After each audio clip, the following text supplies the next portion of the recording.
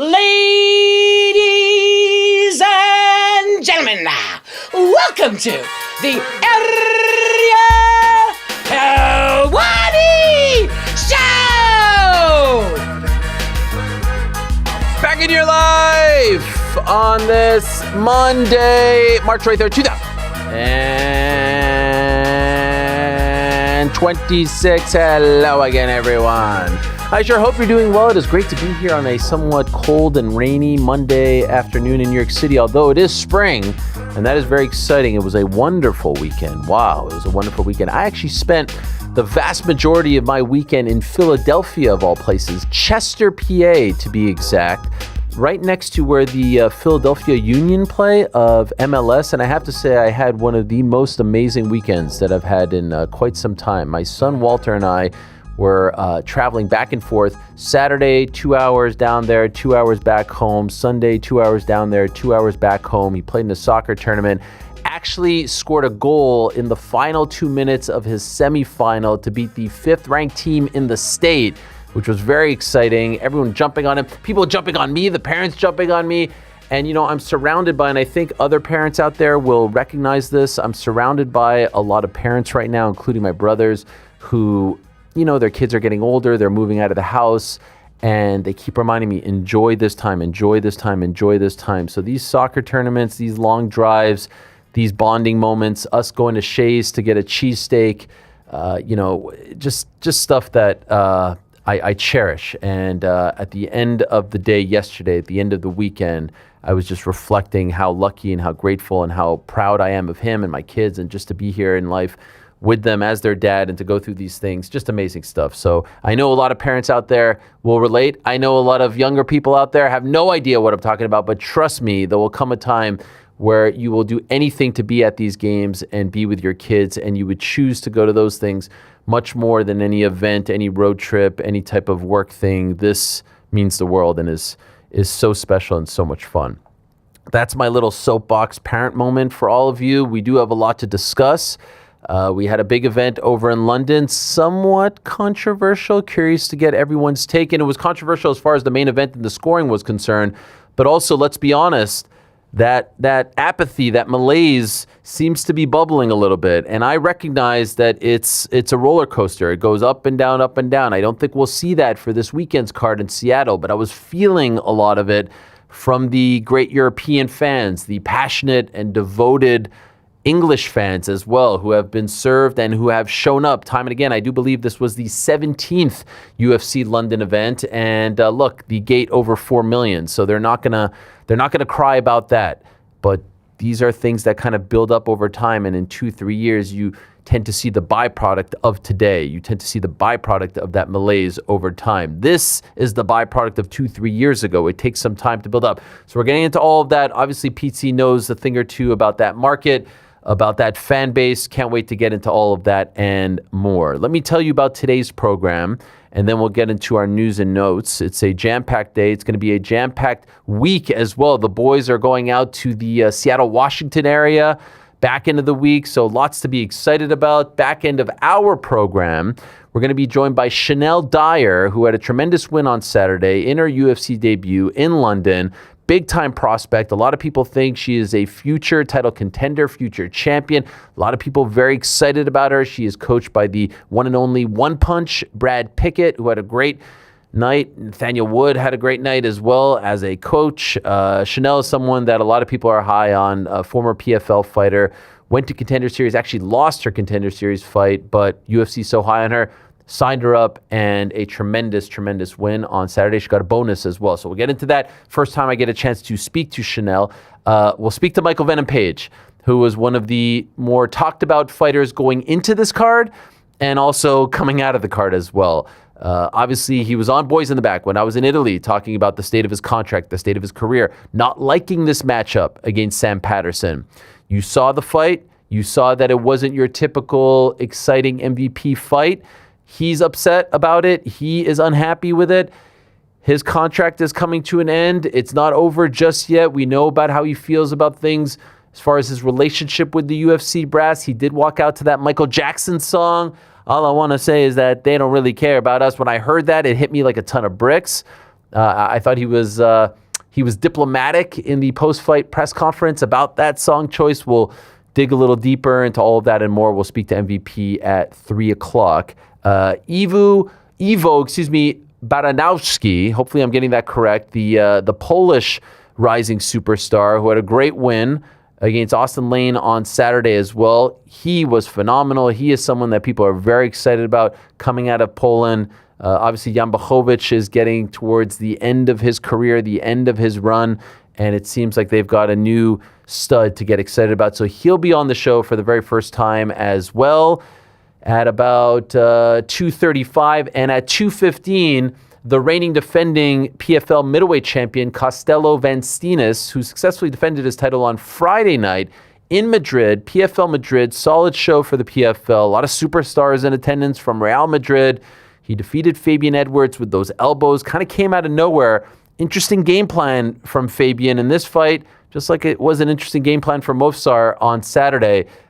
In the end, though, for Fabian, part of his undoing was his his willingness to wrestle so much, and he got caught with some elbows in transition as he was trying to take Costello down up against the cage. Costello scores the knockout, big win for him, and now PFL turns its attention to a rare head-to-head matchup with the UFC this Saturday. This didn't happen often. Why? Because they were both under the ESPN umbrella.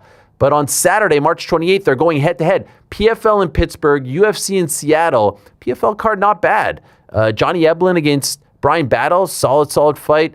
Dalton Rosta on the card as well against Impa Kasangane. A bit of a middleweight tournament, if you will. Obviously, I would think that Eblen would have the inside track considering he was the former champion and he was also close to beating Costello over the summer in July in South Africa. But let's see how it plays out. I think that PFL is kind of sitting back and saying, okay, whomever looks the best of these four, the one who kind of shines, the winner who breaks through, whatever the case may be, that guy will get the title shot. So let's see. So we'll talk to Costello about all of that and more at about 2:15. There's your lineup right then and there. I'm excited about today's program. Some new faces, looking forward to getting into all of it. But first, let us get into the weekend and the week that was since we last spoke. Of course, as always, the boys are here with me. Everyone here, Pizzi, Rick. Hello. GC, not here at the moment. Hello, Pizzi, how are you? I'm good. How are you? I'm doing great. Okay. Now I remember, Pizzi. Now I remember. As you may recall, the World Baseball Classic wrapped up mid last week. There was a very important bet on the table between the pride of the United States, Connor Burks, and the pride of Venezuela, our very own Andy. In the end, Venezuela winning. Do you remember what the stakes were, Pizzi? Do you remember?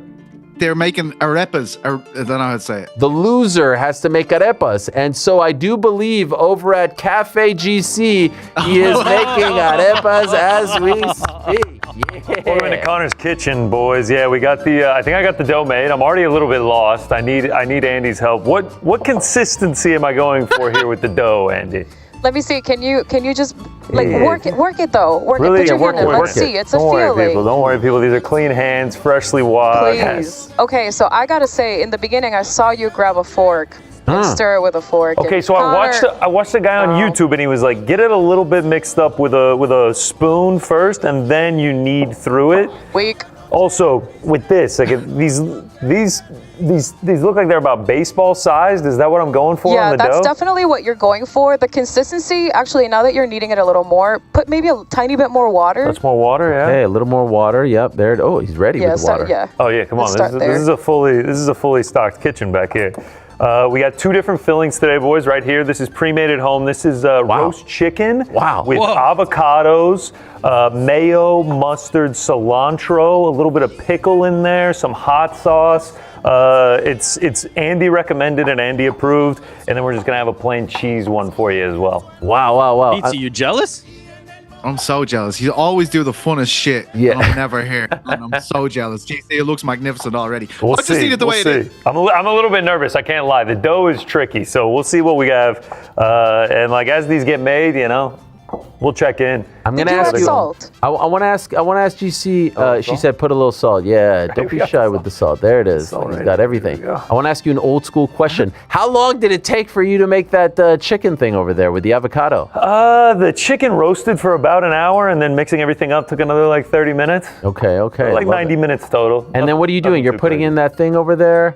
We're gonna ball this up, which is gonna create the shell. We're gonna fry these up. It's gonna be delicious, golden brown, and then we're gonna open them up, stuff them with this, and then we're also gonna have some cheese options as well. Oh my gosh, can I just ask Andy, Andy, as a proud Venezuelan, to see this site right here, your great country's flag represented, Mr. GC with the Cooking with Vogue apron, by the way. Shout out. I guess you can't really see it. I got the belt going there. Shout out. What are the emotions here? You must be filled with pride and joy. Oh man, I was so excited when I saw that he brought all the flags, because originally I was like, I have a flag that I can bring, we can put it up, and he was like, I just went ham and bought all the flags, and he meant it. He meant it. I still got a couple more flags as treats to y'all. You'll have to see that when the final product comes out. Is this what we're thinking here, Andy? Like Let's this go size? A little bit bigger. A little bit bigger, okay. And then I'm just gonna put the balls in each and then smash them down. Yeah, get the balls in there. Yeah, so we'll have you do.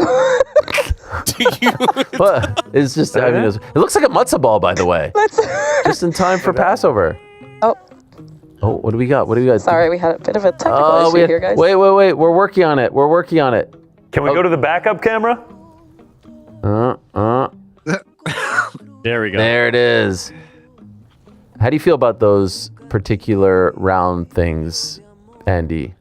So I feel like you're doing a pretty good job, but what I am going to have you do at some point is shape one as if you didn't have the arepera, because that is, I wouldn't say it's called cheating, but it's definitely a shortcut. So usually we would put these on a pan, it's called a budare, but it's like a pan. Cast iron is the closest thing that I can say it would be like. Okay. And then we would cook it on there. At my house, we do that, and then we throw it in the oven. Obviously, this is the cafe at work, so we can't do all that. But this is the next best thing. And he's crushing, honestly, he's crushing it. I love hearing the sizzle, and I love seeing like the little stubble on Vogue's chest over there. It's really shout out to him. I know. I would be shirtless under this, but it would be an embarrassment. My physique compared to Vogue's. And just for the record, is there anything in the balls right now, or you do that after? Put them in after. We're going to open it up afterward. Well, this is phenomenal. Okay, so we'll check in with GC. He's slaving away. I'm even happier now that Venezuela beat the U.S. because it would have been very hard for Andy to do this and TD the show at the same time. So she could have done it. She could have, but it would have been a little bit challenging. So this is perfect. We'll check in with him throughout, and I do believe we will try them. In honor of the great country of Venezuela, who defeated the U.S. last week in the World Baseball Classic. So this is very fun. It's a great day here on the program. I want to talk about the main event, though, guys. First things first, Movsar Evloev, or as everyone's calling him now, Evloev, defeating Lerone Murphy. You know, I actually rewatched it this morning, as many people did, including Rick. Very interesting, though, to listen to it with the commentary, because the commentary was telling you that he needed a finish, Movsar did, come the championship rounds. In the end, he didn't. He did lose a point. One judge had it 47-47. The two others had it 48-46. I rewatched it this morning, so I feel very confident in saying who I thought won the fight and how I scored the fight. Guys, I scored it 3-2 for Movsar Evloev. First round, fourth round, fifth round. However, he does lose the point in the fourth round after the second nut shot, which I thought Mark Goddard did a tremendous job. He said, I don't want to be involved. You're making me involved. I have to take the point away because it was the second nut shot.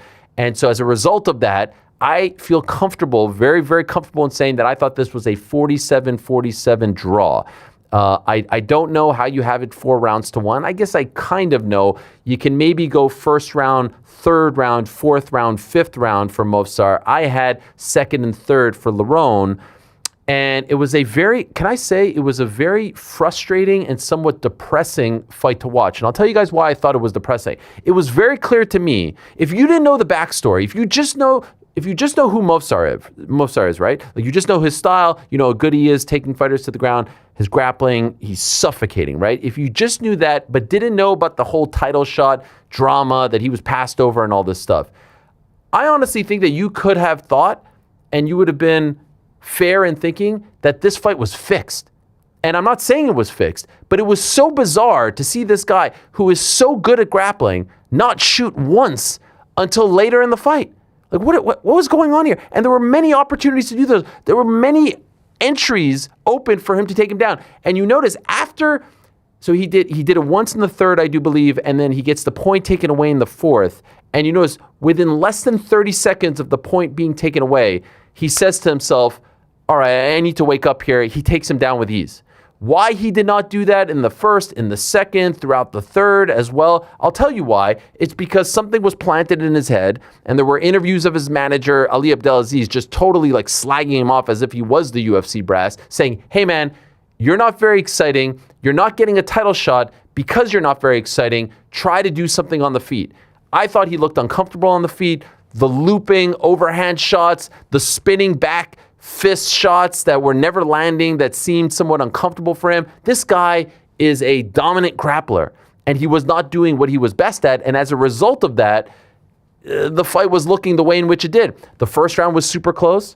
I had Lerone winning the second and third. You even heard Mike Brown say to him, like, hey, once you get him up against the cage, you can take him down. Don't worry, I got it. It was very clear that he thought to himself, I'm going to turn it on when I need to turn it on. Let me see if I can knock this guy out. It didn't really feel to me like he respected what Lerone was bringing to the table and felt like he could win the fight whenever he could. If you ask the commentary team, he was losing the fight going into the championship rounds, but clearly he wasn't. Clearly, two of the judges had it 49-46. Take the point away, you got 48-46. And obviously one judge did not, had it 48-47 with the point deduction, it's 47-47. But I thought it was a very it was a sad thing to watch. Here's a guy who's undefeated at the top of his game, this close to fighting for the belt, who really, let's be honest, should have fought for the belt already. He should have fought for the belt, if we're being 100% honest, either in February or last year, saying, hey, I need to betray all of that.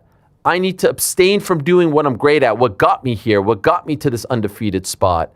Both guys going into this fight, by the way, 36 fights under their belt, never been beaten before. That's an incredible combined resume. And he was just up there turning into a sort of kickboxer. It was bizarre to watch. It was an awful game plan, and it could have backfired tremendously. And here you have the byproduct of the UFC not giving title shots to those who are most deserving. We are in the day and age of the UFC giving title shots to the most entertaining, to the ones who are going to sell, to sometimes the least deserving. And so while a lot of people are rolling their eyes at John Silva, saying, hey, I'm next, I'm going to do this, I'm that, I'm going to give the contract to Hunter Campbell, all that stuff, I'm not rolling my eyes. I think there's a very good chance. In fact, Dana White was asked about John Silva, and he was playing coy. Now, he plays coy either way. Hard to really get any sort of read out of that. But John Silva fighting for the belt next is a strong possibility. Obviously, it should be Movsar, and obviously he's done enough. And even if I had it 47-47, he gets the win. You got to move on. It's a tournament. He's the most deserving guy, obviously. But in this day and age, you're telling me that it's fait accompli, that John Silva is next? Absolutely not. Excuse me, that Movsar is next and that it's not John Silva? Absolutely not. Absolutely not. That's the world that we're living in here. That's what the sport has become. And that's why there are people in the world of boxing who say we can't have a Zuffa boxing belt because there needs to be some kind of meritocracy. I know that it's screwy in boxing as well. I'm not an idiot. I know that Manny Pacquiao gets a title shot after being away for 5 years and he's 47. It's crazy. He gets ranked. Ryan Garcia is coming off a loss. I'm not going to pretend that boxing is perfect. But here in this world, on this side of the fence, it's just 2 or 3 guys who are like, yeah, that fight makes more sense. That fight is better.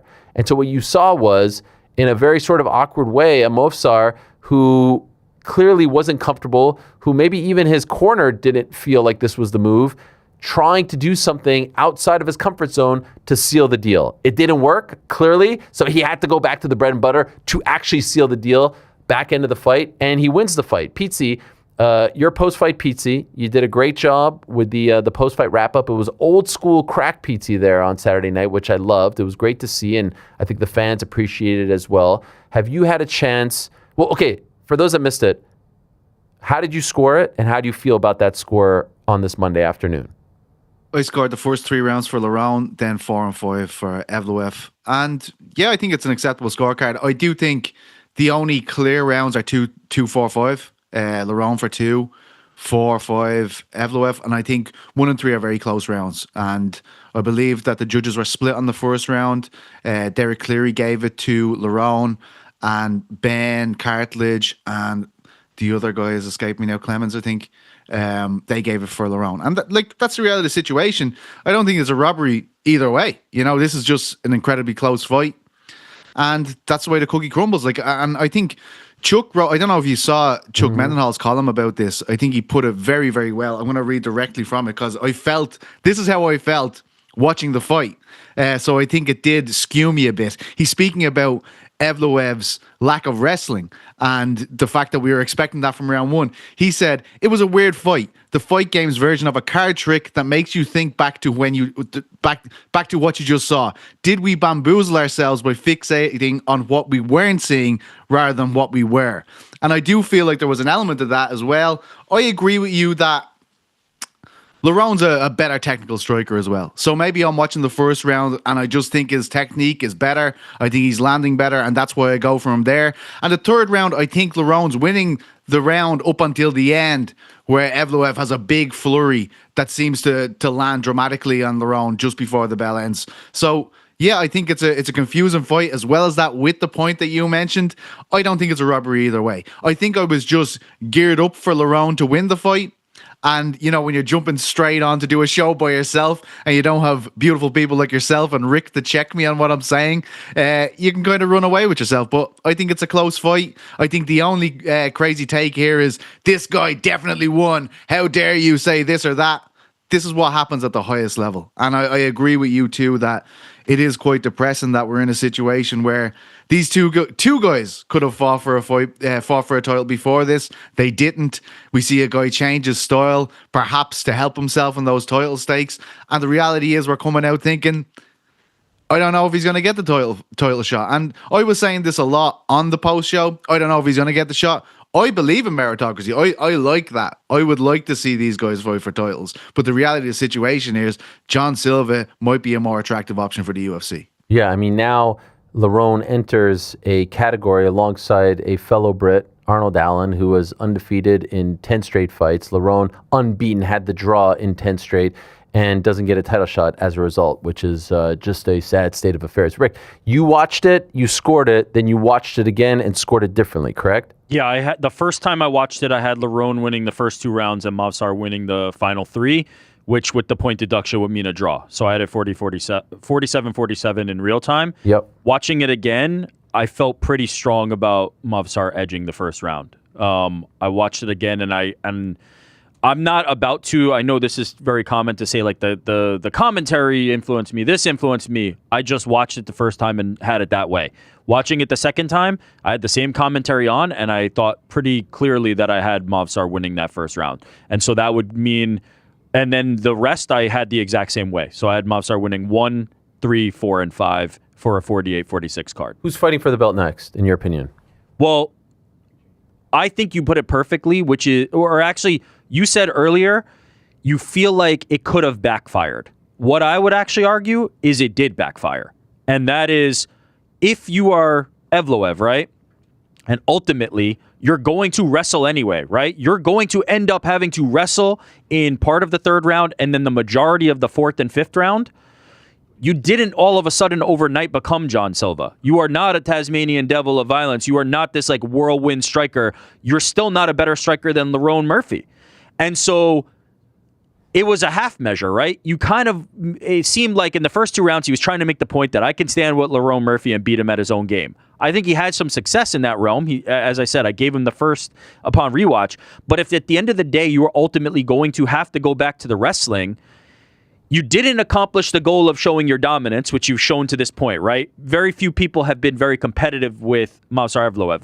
Aljamain Sterling had a very competitive grappling match with him, but most of the time Movsar is controlling these fights. He didn't have that dominance again, and then if you look at the other side of it, he didn't prove to be any more exciting. I don't think anybody's coming out of this fight going, oh my God, I can't wait to see this guy fight next. It was a kind of a ho-hum thing. He did what he needed to do, but it didn't put him into a category of being some kind of highlight reel level striker like we know Jean Silva to be, right? So I think he ultimately lost in every direction. He didn't show the dominance, the thing that makes you undeniable, the thing that Khabib had, where regardless of the fact that he was controlling people in the grappling, that he was unstoppable. He was undeniable. And I think Movsar could have been that. If he decided to grapple with Lerone Murphy for the entirety of this fight, I think he would have showed that there's levels to this game, and he just didn't showcase that, nor did he show that he's more exciting than the other option. And so I feel like he actually lost in this scenario from that perspective. He kind of tried to cut the baby in half and ended up just ruining the whole thing.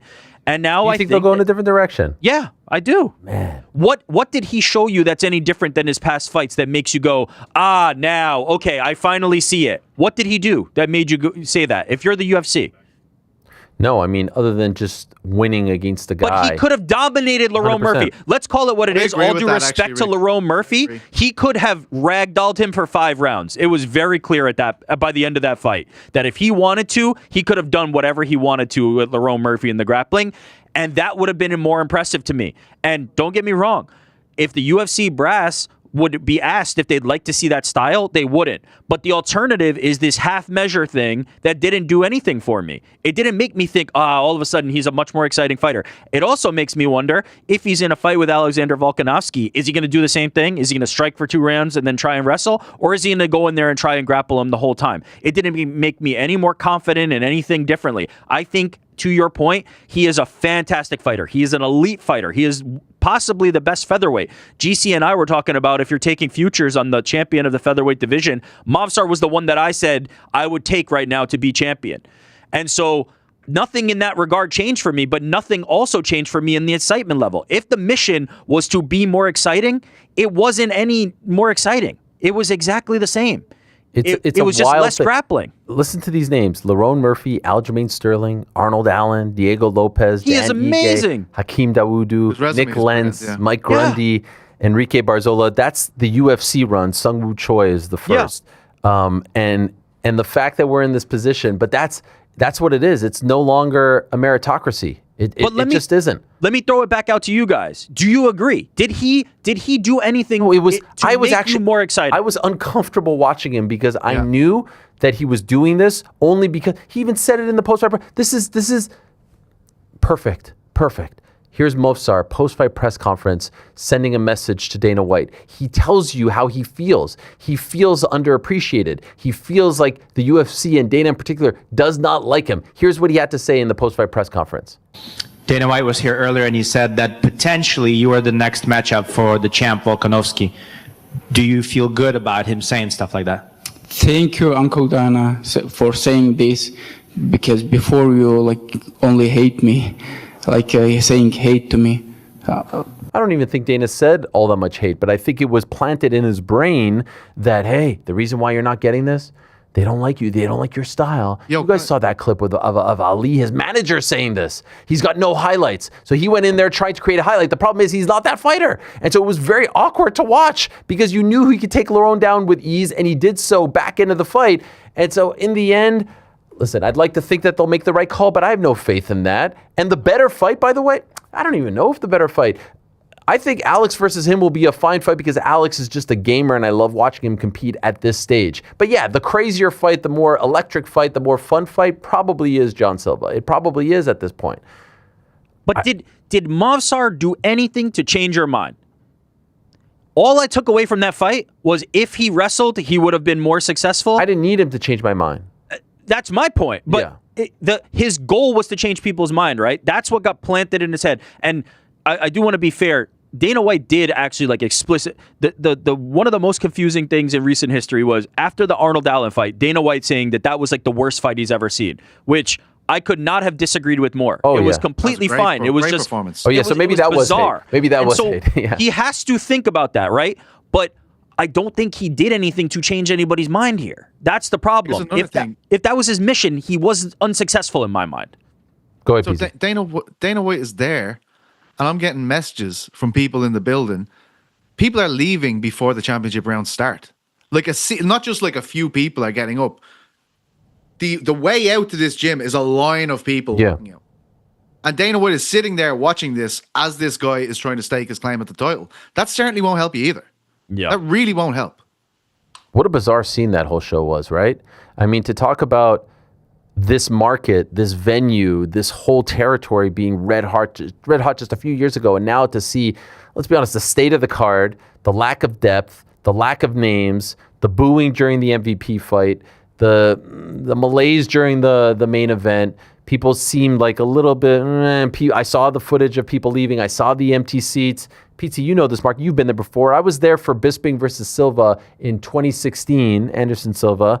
I've never heard a louder crowd. I was there UFC 120 when Carlos Condit and Dan Hardy fought. I've never heard a louder crowd before. To see how far the O2 events have come is also depressing. It's equally depressing. And again, people will talk about the gate and all that stuff. You won't feel it today. You're going to feel it in 2-3 years, because I took the temperature of people in the morning and I asked them, like, you know, what was your grade, or like if you 1 to 10, what are you giving this card on paper before? Dana loves to say, oh, you know, you can't judge a card. No, we could judge it on paper and then it could exceed our expectations. I got a lot of 2s and 3s and 4s, and maybe that's a lot of negative Nancy's out there, but I certainly didn't see a lot of like, oh, banger, underrated, you don't know ball if you're not excited about this type of card. How could it have come this far? And can I just suggest one thing, PT? Can you bring PT up there for a second? I want to talk to, like, I feel like the UFC needs to rethink its strategy for these cards. Izzy versus Pyfer would sell out the O2 just like this. Like they it seems like they feel like they have to load it up with British fighters. I don't think they do. The O2 and London is a very multicultural, eclectic place. Yes. Just like you go to Montreal with JDM versus Bilal, you could go to the O2 with Izzy versus Pyfer. You know what I mean? And I feel like they keep trying to like put this square in a circle. There just aren't those names right now. And you have Arnold fighting a couple of weeks ago in Las Vegas. So if you're not going to have the big stars like Aspinall, who wasn't even in attendance for goodness sakes, and I can't wait to find out why, just make the best fights possible for that market. And I think the market will be just fine. I think the fans would actually prefer that, would they not? Yeah, and look, like there's an issue here where, you know, they had some great UK performances, no doubt about it. You're going to talk Shanelle Dyer, Nathaniel Wood was unbelievable, Mason Jones. You go on and on. But there's also like a less of a track to get to the UFC now. With Contender Series, it's taken away from the regional scenes quite a lot. So you have people rushed into these spots to fulfill like, you know, the demand, so to speak.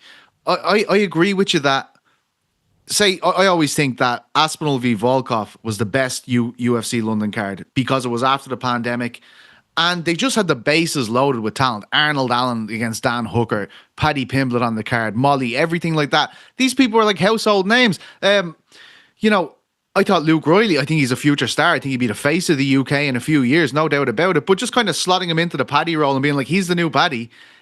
Paddy was a star before he got to the UFC. He'd be stopped walking down the street in Liverpool, and I'm sure Luke is too, and people are really high on Luke. This is no way to disparage him. I think he's brilliant.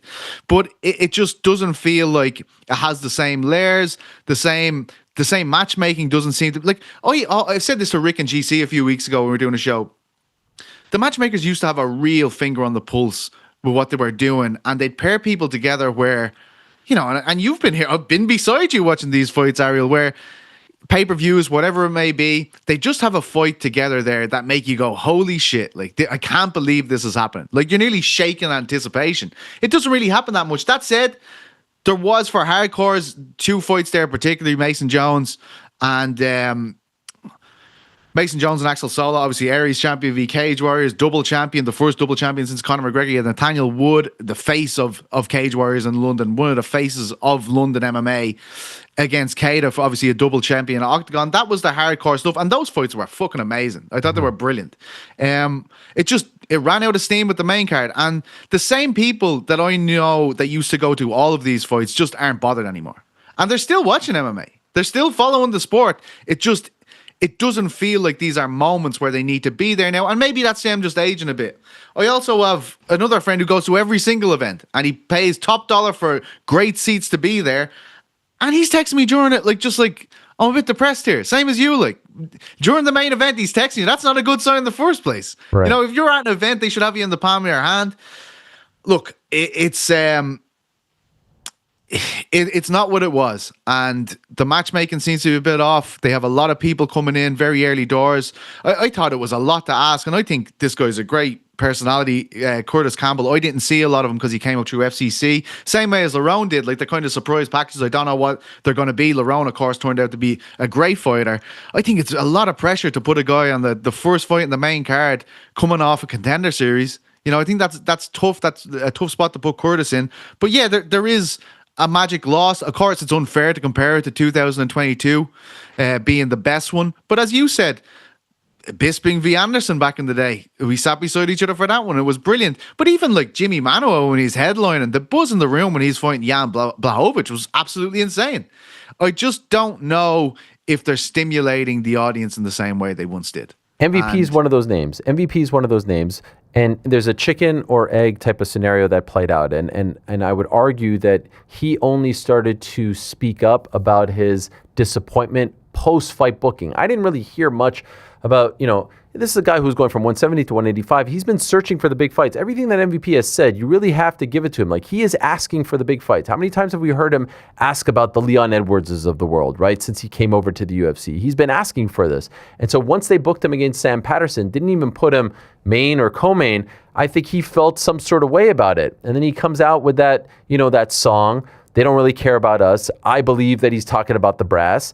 And then the performance was, it was uneventful. There was not a lot of action. And I think that was a byproduct of him feeling some sort of way. Why am I going to put myself out there? By the way, these two know each other. They've sparred together, him and Sam Patterson. Why am I going to put myself out there? Why am I going to take a risk against a guy who's trying to make a name off of me? Now, exactly.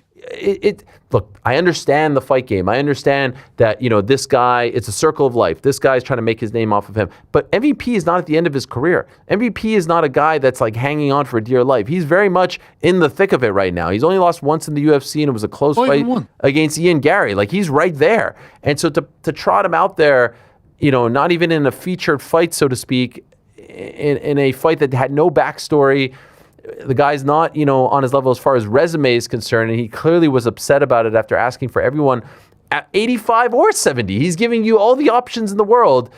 That was depressing too. And I'm curious to see what his take is going to be. I'm curious to get a sense for how he feels about it all, and whether or not he lays any of the blame on himself, or is it all on Sam, or was it just his head wasn't there? He didn't want to take a risk. Maybe he doesn't want to lose with just a couple fights left on his deal. I don't know. We'll find out. We'll talk to him. It's been a minute since I spoke to him. But just that, I felt like that was sort of symbolic of the whole damn night, of the whole damn fight card. And these are fight cards that like we are like, our mouths are foaming for these fight cards. Like, the O2 crowd, the O2 events are the antithesis of the Apex events. They're filled with excitement and drama, just like the Paris cards are, because they know everyone on the card from top to bottom. They know the backstory. They watch them in Cage Warriors, all that and more. And it just felt like this one, it was lacking. It was just lacking. And it feels like there's just been too much of that as of late. And, you couple that with the answers that you get at the post-fight press conference, the demeanor, the state of things, the matchmaking, and this is why I continue to say the master of good timing, the beneficiary of the best timing in the history of the sport is Conor McGregor, because he is sitting there as everything is kind of, I'm being dramatic here, kind of burning down. That meme of the dog and this is fine. He's kind of sitting there being like, all right, yep, I'm sitting pretty right now. Of course you want me back. And I'm telling you, we told you about the meeting 2 weeks ago. I told you it went well. PT told you it went well. At this point, I think it would be safe to say that it would be a disastrous situation. Something disastrous would have had to have happened if he's not fighting on July 11th. They need this now more than ever. They need Conor McGregor to be on this card. They need Conor to come back. They need the return of the Mac. They need the promo. They need the poster. They need the posts. They need the social. They need all of that. They need people talking. They need people getting excited. They need this guy now more than ever. And they have to do everything in their power to make this happen. And I saw a clip. Let's play this clip of Max Holloway, because Max is very cerebral. Max is very calculated when he says things. I saw this clip of Max Holloway over the weekend, and I thought it said it all. Here it is. like I said, man, before the fight I was talking about it. I mean, Conor's there, you know. Conor got one over me. He's talking about coming back. I'm coming off a loss. I mean, it looked pretty fun to get down back, you know, with him. So we see what happens. I know a lot of people are worried about the weight and this and that, but if he doesn't want to cut weight, then I don't want to cut weight. We can do it at any weight, to be honest. It's just about getting it back, you know. So at the end of the day, that'll be a fun fight, but we see what happens. We see what way UFC wants to go, and that's all we can do, you know. Sign me up, man. If 55 is kind of busy right now, we don't know who to pit. I know Conor keep talking about coming back. That'd be a fun fight, you know. That fight really excites me, and weight wouldn't be an issue. Max is a very smart guy. All the talk was, oh, you lost the belt. Charles isn't getting that Conor fight after that fight. I don't even think Conor wants a BMF title. I think Max is trying to tell us something there.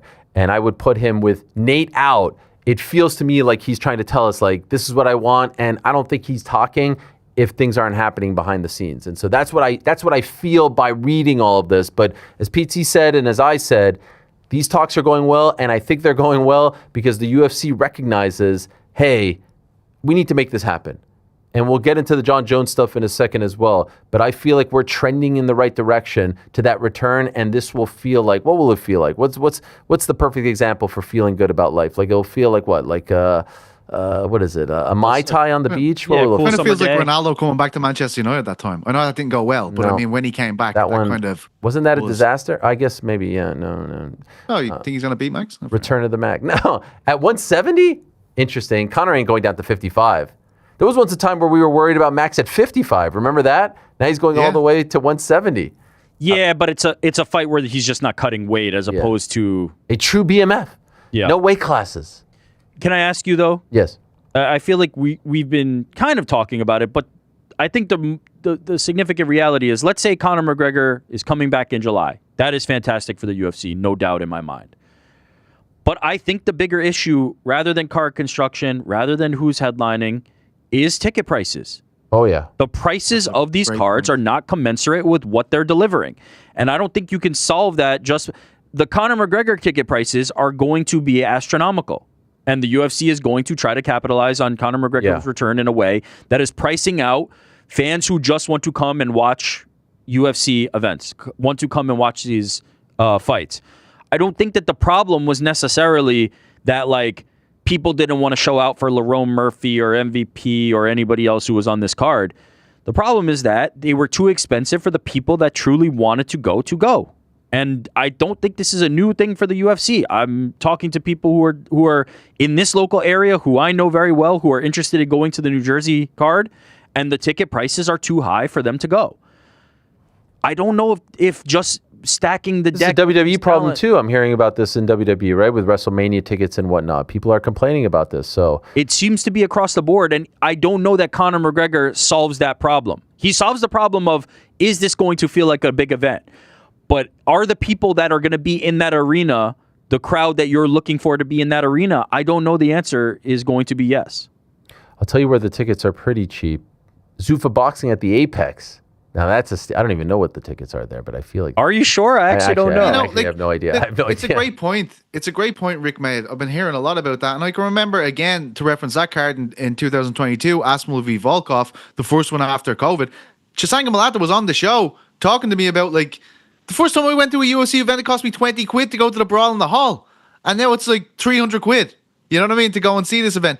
But you could kind of justify it based on all the buzz that was around that card. I don't think that the ticket prices have changed all that much for that card. You know? Like, it's just people wanting to go to be at a UFC event rather than people going like, oh, I can't wait to see the Luke Riley fight, or I can't wait to see Lerone stake his claim at this title. UFC has always been the thing. Hey, we're in town. We're going to the event. Matchroom doesn't even have that in England to that degree, right? Like it's UFC and WWE. Show, right? UFC and WWE are the only ones. Hey, we're in town. We're going to the event, regardless of who's on the card. That's fair, and you're losing some of that. I know our guy Dano was looking at tickets for Newark. Did you get a chance to look at those tickets, and what are they like? Yeah, on Ticketmaster, it looks like the cheapest one that I could find was $400. Wow, like all the way in the rafters, huh? Yeah. So that's not as expensive as I was expecting. Okay. However, in 2021, I went to UFC 268, and my ticket was like $300. That same ticket now is at least 700 to 800. It's crazy. Yeah, it's tough. It's tough, and there are fans who are willing to do it. UFC comes to town, they're going to pay, but there are a lot of people who are getting priced out. You know who's not getting priced out? GC over at the Arepa Heaven Village over there. It's looking good here, boys. What's happening? It's looking good here. We've been whipping them up. They're getting nice and toasty. Now I got to take them out. We got to do the check. Andy, tell me what I'm looking for here. Yeah, so I want you to grab one, with your hands. Oh, yeah, I know it's it's hot. going to burn. I know it's going to burn. And then put it right up to you. Yep, you want to you tap hear it. that? Wow. I hear it. I would say that was done. Look at that crust. Look That's at the amazing. beautiful toastiness. It's hot, So boys. hungry. It's piping hot. You guys talking about the ticket prices? Yeah, tell me. Seattle this weekend? Yeah. Yeah, man. It's going to be 4 of us going together. We want to sit together? Yeah. Nosebleed, rafters, as high as you can go in the Climate Pledge Arena? Yeah. $278. Get in price. Golly, for a fight night. For a fight night, bro. I paid $200 last year for nosebleeds in Atlanta. So it's going up incrementally. It's crazy. Worth every penny, though, right, GC?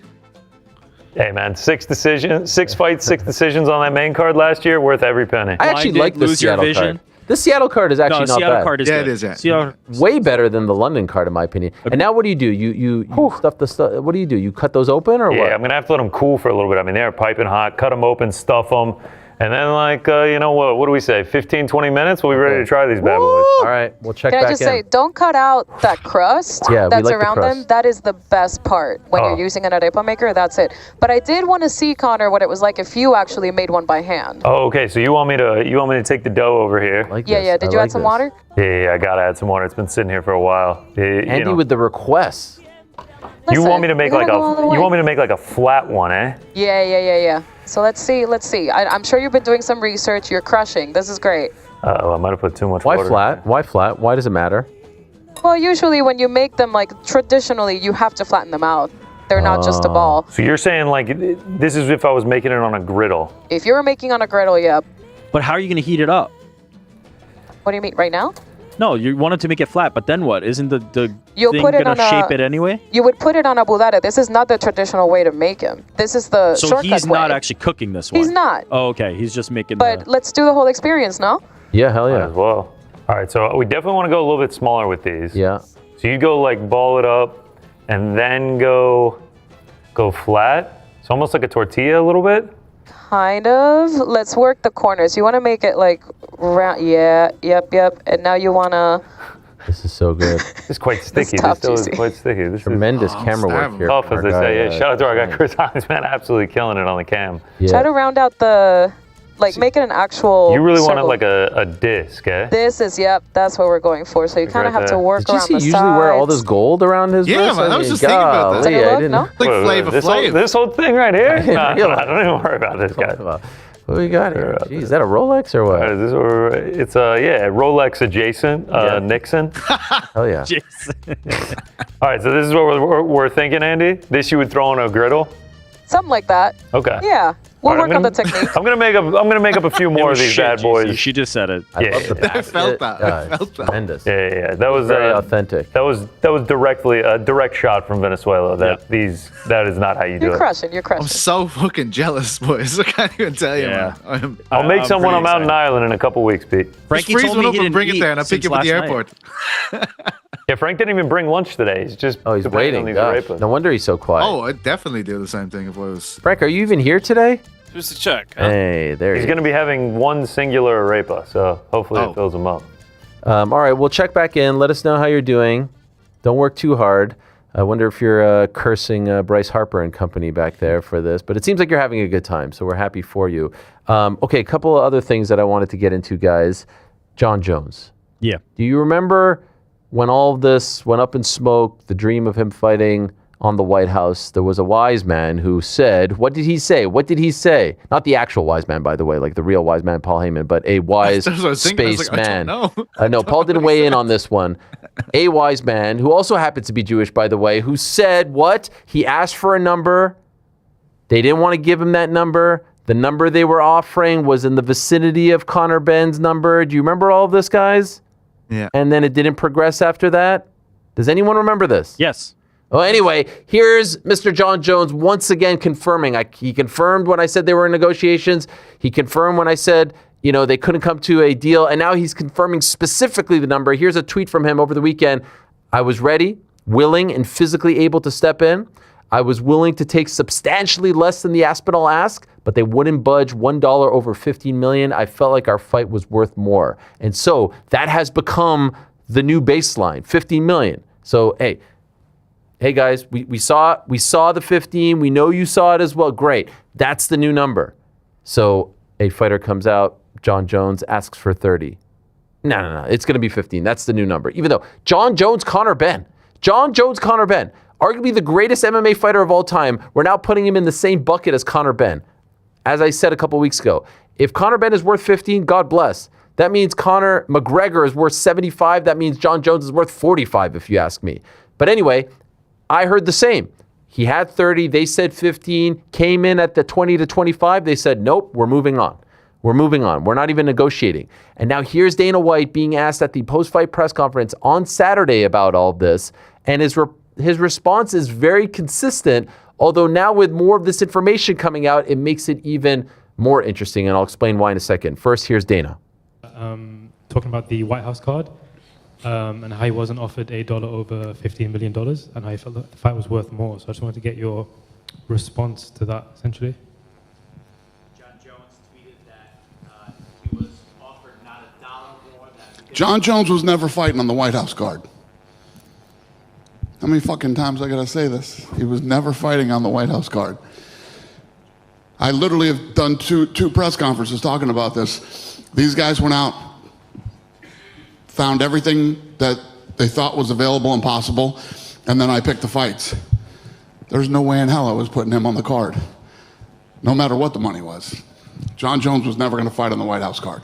So if we are to believe Dana White right now, are you telling me that they went out, they negotiated with people? Because John's numbers, everything he's saying, I've heard as well from multiple sources, only to not actually be serious about putting him on the card. So why the hell were they negotiating? Why were they talking to his lawyer? Why were they talking to his team? Why were they even getting into numbers at all? Like, why even call the guy if he was never going to be on the card? Which, to be fair to Dana, he has been saying that from the beginning. Why were other members, Hunter Campbell, of his team, speaking to members of John's team, negotiating, talking numbers, talking interest, if he was never ultimately going to make, like, why waste everyone's time? That makes no sense to me. Were they hoping to come to a deal and then convince Dana White? Or can I offer this?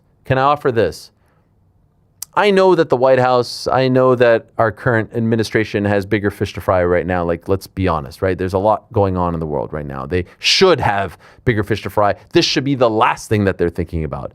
But is there a world where they know they couldn't deliver John Jones? They know they couldn't deliver Conor McGregor. In other words, they know they didn't want to deliver Conor McGregor. As we've said time and again, he was never going to be on that card because they need to sell tickets to a Conor McGregor fight. But they don't want to come out and say that. That doesn't make you look very good to the administration. And so what you say after you can't come to terms is he was never, that's the hedge. That's what you do to protect yourself. Because if you truly didn't want this guy on the card, trust me, they wouldn't pick up the phone. They wouldn't speak to him. They did want him on the card. They just didn't want to pay over $15 million to have him on the card. They didn't want to break that number. And so that's what this is. Do you think Hunter Campbell, busy guy as he is, truly the straw that is stirring the drink, that is the UFC, you think this guy is wasting a second of his time doing stuff that's not going to amount to anything? You think he's speaking to Conor's team, his lawyer, he's doing all of this stuff, crunching them, whatever it is, if ultimately he knows that this is going to like just get shut down? No. Hey, look into this. See if you can get him on the card. Yeah, he's asking for $30 million. Fuck that guy. Let's go to Ilya. And we'll get Alex to fight Cyril. That's what happened. So he planted that seed early on, knowing that they probably would get back to that $30 million number, knowing they don't want to pay that number. Remember, they kept $60 million. We're going to lose this. We're going to lose this. We're going to lose. It's going to be a loss leader, all that stuff. And now he still continues to say that. But John is calling their bluff. And so to see this relationship that was very kumbaya-ish not that long ago now dissolve into this is fascinating, because John is coming out there and putting out tweets saying, hey, nah, I was talking to them and I could have fought. What's that tweet about the 99 of the roster? He said something to the effect of like, yeah, I may be banged up. Random thought, arthritis hurts. It doesn't make you cripple. I'm still smashing 99.47 to be exact of you out there. And I believe the guy. I don't know if he's beating Tom. Maybe he's the other 53.5. Yeah, thank you, PT. But that's exactly what's happening here. There is no, first of all, they 1,000% were talking to John's team. And when he said he was negotiating, there was talks. And he did throw out that number because why wouldn't he throw out that number? They were offering him that number last year. But I guess what they learned is, yesterday's price isn't today's price. And so he went back to the 30, which is the number I told you about last year as well. They said no. Went back to the 15 because that's the new number. That's the new hot button number. Lord help us if they offer Conor McGregor 15, which I don't think they'll be that cheap to do.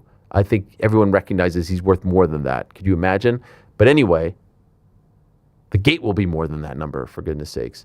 And he said, no, I want that. And my understanding is he was willing to come down. They just weren't willing to play that game. Is anyone reading this situation any differently? Because that's exactly what I think is happening here. Yeah, that is exactly what I interpreted from it as well. I just wonder, as you said, they're motivated to get Conor back in, but that number is still important, right? What is Conor McGregor worth to the UFC and to the MMA fan base? Forget at Conor right now. Time? John Jones. John Jones is putting the dirty laundry out there. He's saying they offered me 15. And let's just talk about it. I know Zuffa Boxing, TKO, Ring is all different, but like, in what universe can you actually explain to the world that John Jones is worth as much as Conor Benn? And where are all those people? I saw a lot of people writing things about like the ticket sales for Wardley and Dubois before those tickets were even on sale. Where are those people with the seating charts for Tottenham Hotspur on April 11th? Because it seems like those are struggling right now. Maybe, just maybe, Ben needed Eubank to sell those tickets. Maybe. Or maybe it's an indictment on Regis Prograis. I don't know. Point is, in no universe are Conor Benn and John Jones the same type of monetary draw. Like if you're going to be in this sandbox where everything is combined, where all these entities are together, you have to think that this side of the fence is going to look over at that side of the fence and say, like, wait a second, you're paying X amount to a guy who's done this much, then I deserve this much. This is all the stuff that Eddie did predict. Now, again, I don't think it's going to lead to like a revolt and all that stuff, at least not now, at least not yet. But we are seeing it play out quicker than I thought. I didn't expect it to be this fast. Couldn't agree with anything you said more. I think I think John Jones has been criminally underpaid throughout his career. He should probably have 100x the money he's made. No doubt in my mind. Point one, you need more than John Jones speaking up, right? I mentioned Conor McGregor because I think Conor McGregor is the next opportunity for somebody with any kind of leverage to make this work for them, right? If Conor Benn is making $15 million, you offered John Jones $30 million for the Tom Aspinall fight, but you only offered him 15. Conor McGregor now has all these data points, right? He's now the one who's able to say, okay, what am I worth if I have these pieces of info?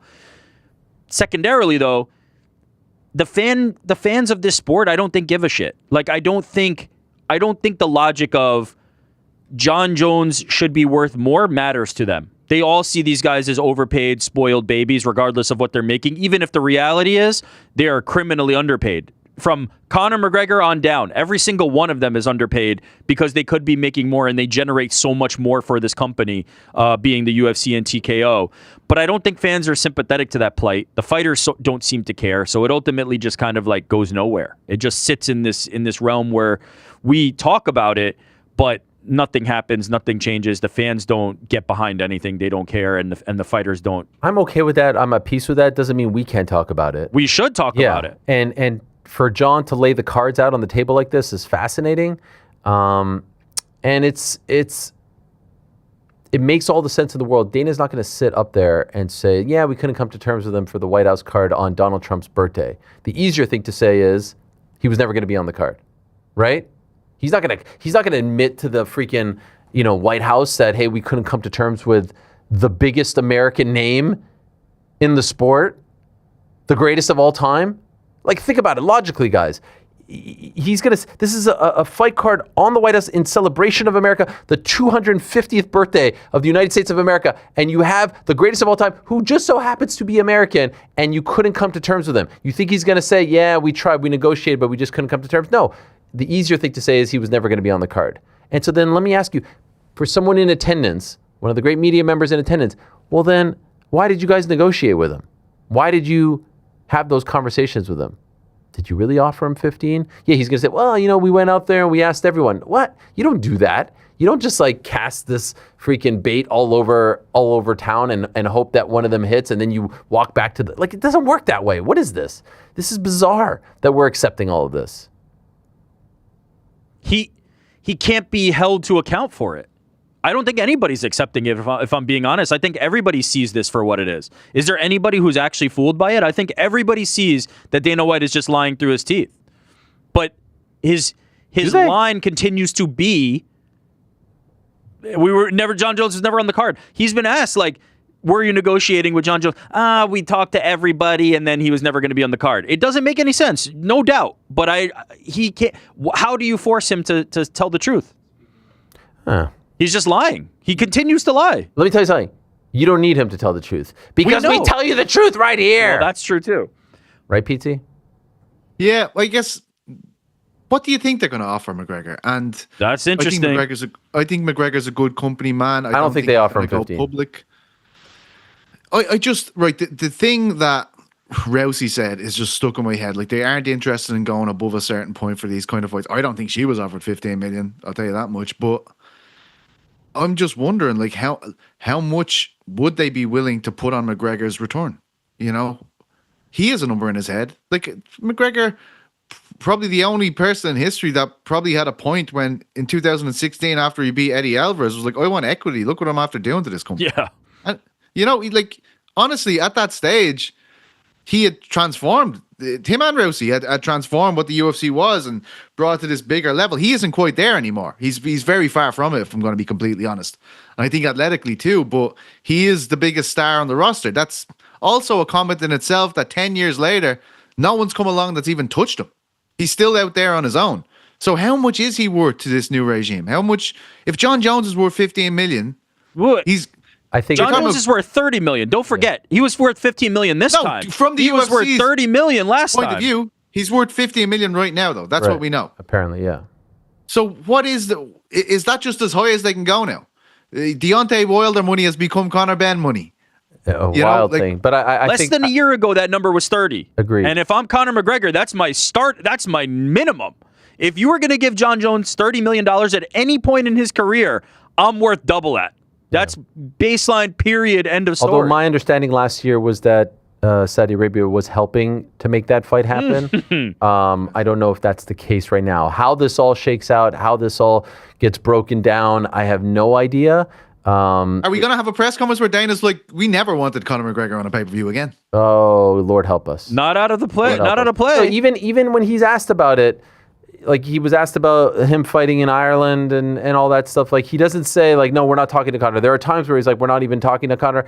You could tell even he's trying to tell us something or warming up a little bit to the idea of Conor fighting, which if I were a betting man right now, I think we're trending in the right direction of him coming back this summer, and I think that would be a welcome sign.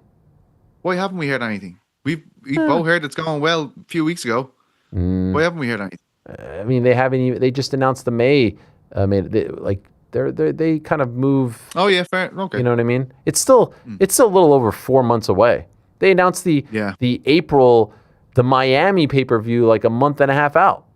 So I don't think they're in a huge rush. Is there an update for Mr. GC over there? I see him slaving away. There sure is. We've got fiber ripple stuff with the chicken salad getting ready to come out to you. I mean, look at this. Oh, that looks amazing, Jesus. What the hell? Oh, man. This is unbelievable. Freshly stuffed. I'm with stuffing one with cheese right now so you can try both of them. And then I'm going to run them in and y'all are eating, all right? That is crazy also, that you did this. Can I show this, Andy? Look at what Andy brought in. What did Andy bring? Look at this. I wasn't going to let GC be the only one. I wasn't going to let him. So So I made this. This is a quesillo. It's kind of like our flan. It's at every party pretty much that we have. So I made it for you guys and for Frankie's early birthday. Oh yes, Frankie's early birthday. When is Frank's birthday? In July? Not revealing. And today's your birthday? thank you. In May. We'll talk offline. I love Frank's birthday is a 2-month celebration. PT, how do you feel about all this? I mean, have you ever felt more FOMO? Lions making a salad for dinner, mate. It's tough. Remember, PT, Yodo. All right, Ariel, I'm running these into you, and then I'm running them into the control room, and then we're doing a taste test. Hell yes! Oh my gosh! So what we've got a chicken and a cheese, right? Yep, you're going chicken and cheese. Everyone else just going chicken. My word. I want to say the way that you stuff these, Connor, is like perfect. Like this is how it should look. You need a fork to take out the filling. I am so proud of you. You crushed, dude. I learned from Truly. the best. I learned from the best. And the flan is what? The flan is what? Or is it not a flan? No. It's like a flan. It's called a quesillo. It's a little bit thicker than a flan. Okay. It's a dessert. And it's made of what? It's like a custard, I would say. So it has like eggs, condensed milk, caramel on top. It's just delicious. Sorry, it's just PT. delicious. This whole setup, I feel like this is GC's new setup. Like he should just be hanging out there. He's on the move. Okay, what's happening? This is. All right, I'm actually on the move with these. I'm heading to the studio with the rapist in hand. I gotta be honest. I kind of Should be there in about 10 minutes. Why? You don't like the chicken? I want both. I want to try it. Oh yeah, hell yeah. You're the only one getting the cheese. I don't know if I. What about the mini Venezuelan flags in there? It's very. You know what? PT, you know what it reminds me of? It reminds me of that chicken place over in London. They put the little flag in the chicken. What is that place? Nando's. Nando's. That's right. That's what it reminds me of. You know how I feel about the flag in the chicken. I love that. Very quickly, shout out to Luke Riley, win over Michael Aswell Jr. MVP, defeated Sam Patterson via unanimous decision. Let me get this right. I'm going to get this right for you guys. I'm going to get it right. It is Iwo Baraniewski. He defeated Austen Lane via first round knockout, 28 seconds. CLD beat Roman Dolidze. Danny Silva, yeah! Look at this guy. Wow. This is it, guys. This is it. Thank you very much to the Venezuelan baseball team. Thank you to Ronald Acuna Jr. Wow. Guys, PT, are you still there? Yeah. The smell is some kind of smell, I'll tell you that. You know what it smells like? Piss. It's rubbing this no. like this. It smells like victory at Tottenham Hotspur Stadium yesterday, 3-0 for the good guys. You saw that, huh? Commiserations to our own on-air Jordan and Mr. Carroll for the loss. You know, how's that relegation taste? This looks. I can't really share his thoughts on the match. It's to censor. Yo, this is legit. Can I wait for all of you to get yours? Nah, you bite first, and then I bite first? Should I go chicken who first? knows how long this We'll is gonna just be. watch you eat it. Wow, No biggie. I'm shocked by the weight. All right, here we go, guys. A little music, Frankie. That's nice. Oh, wait. New music? What? What am I waiting for? We have. I can't wait anymore. I'm sorry. Yeah, eat. Oh. That's where the fork is needed. Are you going for his Hold on, well? I'm gonna join you. How's the crunch? Just gonna pop a toothpick myself here just to keep something in the mouth. Shout out to Miguel Cabrera. Oh yeah. Oh my God. Oh, mango today. Oh. The tang in the chicken salad, like the mustard that was at it. This is. Is it, yeah? No. Class. This is tremendous. No, I'm delighted for this. Frank, are we gonna get dinged for this music? No. Come on, we're professionals. Oh, DC's about to partake. Here we go. Look at this piece right here. This piece right here is tremendous. Yeah. All right, here we go. We've all tried it? Pizzy, try yours. Come on, Pizzy. Please don't feel too bad. Dan has to wait till the next round as well because we gotta get going. Andy's take on it. We gotta get the professionals. This is some. Oh, I even got napkins here. Wow. Well done, GC. They look spectacular, and it's so good. I wish you just made them look a bit shittier just to make me feel better in this situation, but Did fair play to you. you test it out yesterday, GC, or is this your first time trying your own creation? I tested out the chicken salad. The chicken salad is good. It tastes how it Chicken did salad. yesterday. It's outstanding. I'm going for the cheese now. I really am curious about the cheese. I mean, I don't know how it could be It bad. went all over my desk. Good thing we don't have a in-studio guest today. Imagine John Martin was here. He'd say, Rick, what do you reckon? I haven't heard your way in. Yeah, Rick. Connor, you've So outdone fucking good. yourself, man. I can't even like. Frank, how's yours, Frank? It's amazing. I can't stop eating it. Oh, Is Frank eating one or is he lying? No, he's actually eating. Oh, he is? Yeah. All right, here we go. Here's cheese. Here's cheese. Here's cheese. Here's cheese. Has Andy weighed in yet? That's what we all need to hear, is Andy's weighing.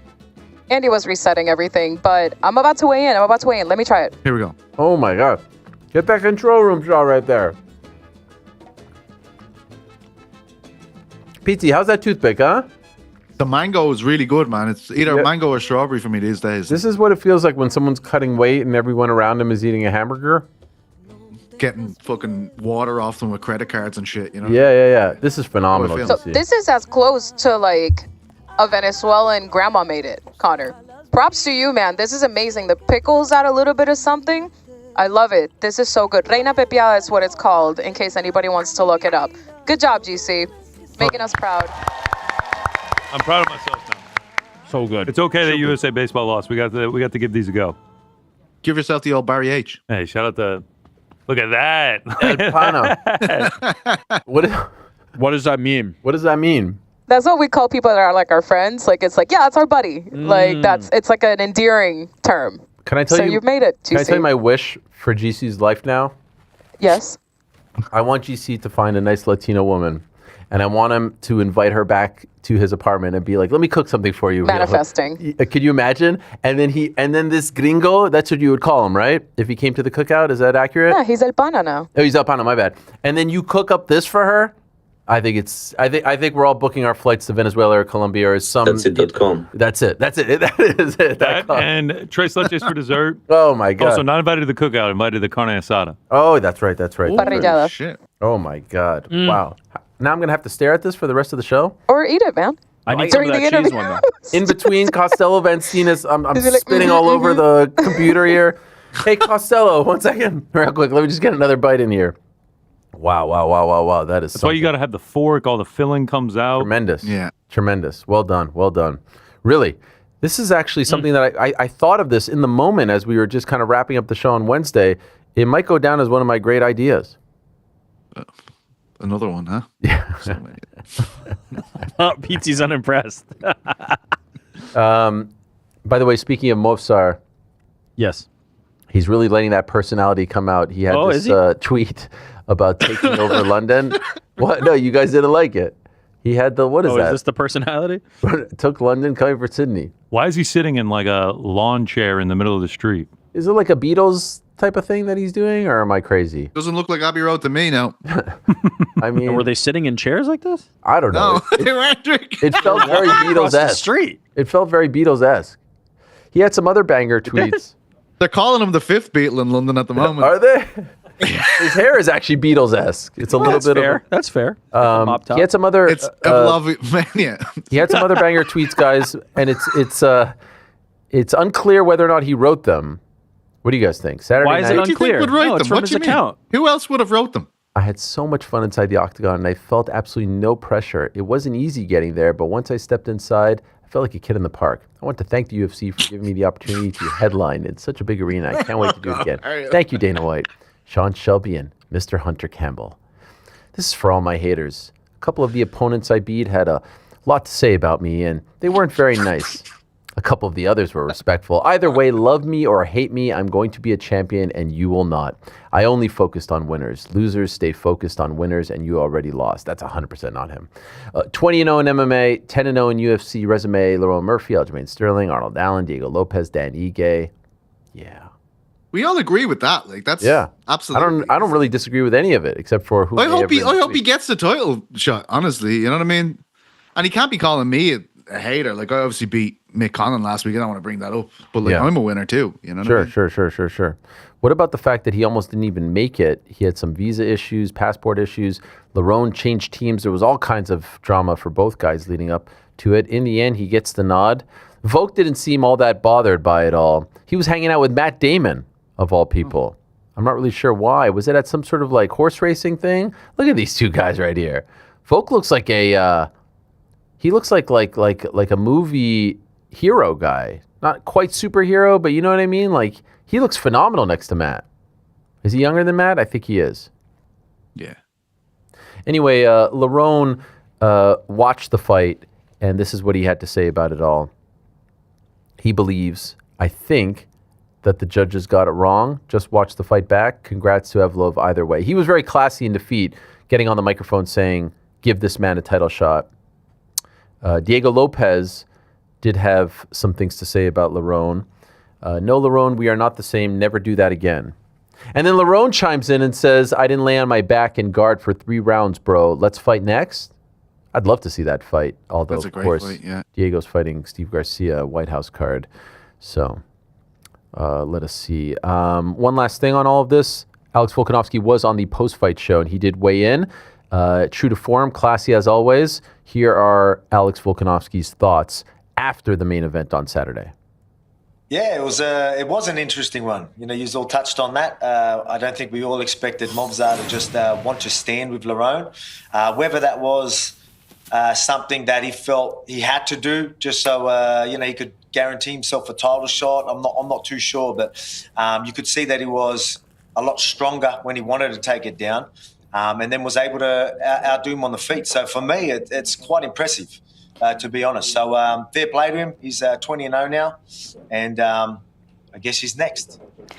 So there he is, Alex Volkanovski, always asking for the toughest challenge. We'll have more on the state of the 145-pound division, more news and notes, some more drama regarding Eddie Hearn and Mr. Dana White. So all of that's still to come back into the program. But let's get into some interviews now. This man was in action on Friday in Madrid, the first major event of MMA nature to take place in Spain, in Madrid to be exact. Obviously, there are other events happening there. WOW is probably the biggest one, but for the PFL to go over there was a really big deal. To have one of their own headline as the middleweight champion was a massive deal. Costello van Steenis versus Fabian Edwards was the main event, and in the end, the local crowd went home happy. Costello van Steenis looked phenomenal in the fight. He wins via third-round knockout. Some elbows, Travis Brown-esque in the third round, knocking out Fabian Edwards to retain that title. He is still the PFL middleweight champion, and he's kind enough to join us right here now to talk about it all. Here he is,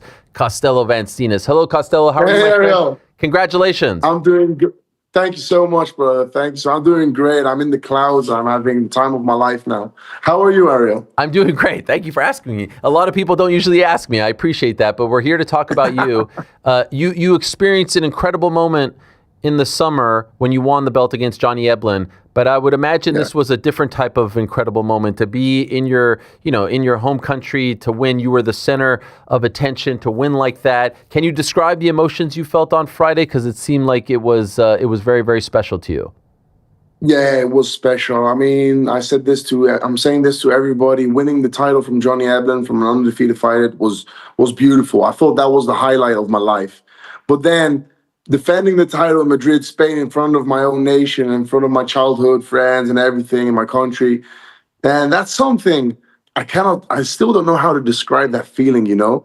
And then knocking somebody out that I had like a little beef with like 6 years ago when we were 2 kids, and now, like smashing him in the third round, that was like, whoa, am I dreaming? If I'm dreaming, don't wake me up.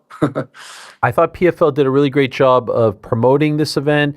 You know, those vignettes that they did about the culture, about how much it means to Spain were great, were beautifully produced, and you were the star. It was all centered around you. Did you feel that pressure? Because throughout your career, you've kind of just, you've built your name, you've sort of, come up. Eblen was the star, he was the champion in South Africa, but here it was the Costello show, so to speak. Did you feel any different? Did you feel that pressure going into it? Yeah, it was like you say, Costello. It was the Van Steenis show. My brother was on the card as well. He knocked the guy out in 2 minutes. And then I told everybody, don't tell me what my brother does. I don't have a brother at the moment. It's just me on my own in this world at this moment for this night. But then some camera guy from the PFL said, what do you think about your brother's knockout? I'm like, oh, did he win? Oh. So I jumped meters in the air, I was like, oh, that took like a backpack around my back. So I was really happy of that. And man, it was one hell of a show, man. And fighting for Spain, representing Spain, it actually felt in such a small year, like let's say the last 3-4 years, the MMA business has been growing so much, but I would have not imagined it growing that hard and like this big. I mean, it really felt like when I was fighting, I had the whole crowd with me fighting. People were cheering for me and booing for Fabian.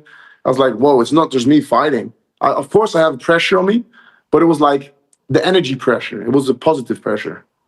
And so just to be clear, regarding your brother, you were trying to avoid his result altogether? You didn't want to know what happened at all until the end?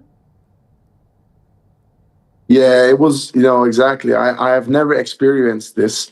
And to be honest, I couldn't also ask other people from this level to ask them, how do you deal with this? So I was like, okay, it's just me, myself, and I. I don't have a brother. I don't have family. It's just me, myself, and I in this world that has to put a performance on whatever happens. If I hear something stupid, just shut my ears and just keep on going.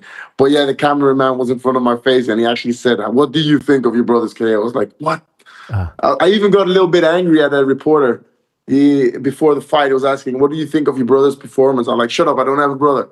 I don't want to know anything. I don't even know if he won or lost. And she was like, what? You don't want to know? Like, no. Because just in case, if things got bad, I'm going to have a bad time. Sure. But probably impossible. My energy. Probably impossible to avoid it, and it obviously worked out. Did you feel a boost of confidence or a boost of energy, positivity when you did find out that he won? 100%. It made me so happy. I mean, my brother is the most important thing for me in this life. I'll do anything for him. And then knowing that he won, that gave me so much confidence. I was like, at that very moment, it sounds a little bit weird. I was like, I don't even care if I win or lose now. It's all about my brother. He won. But then after a few minutes, I was like, okay, no, now it's me. Now all the pressure's on me. All eyes are on me. And I'm gonna make my family, my nation, my country. I'm gonna make every fan that supports me. I'm gonna make them proud. I'm gonna make myself proud. I remember speaking to Anthony Pettis after he fought at UFC 185 many, many moons ago, and his brother Sergio fought on that card as well. And he lost at the very beginning of the card, and Pettis ended up losing in the main event to RDA. He lost his belt that night in Dallas. And he said afterwards, never again, I never want to fight on the same card as my brother because of how it affected him. He admitted that it did. Yeah. And so obviously this was a big moment for the two of you, and you don't want to rob your brother of that moment as well. But moving forward, would you prefer to not be on the same card as him because of those emotions attached?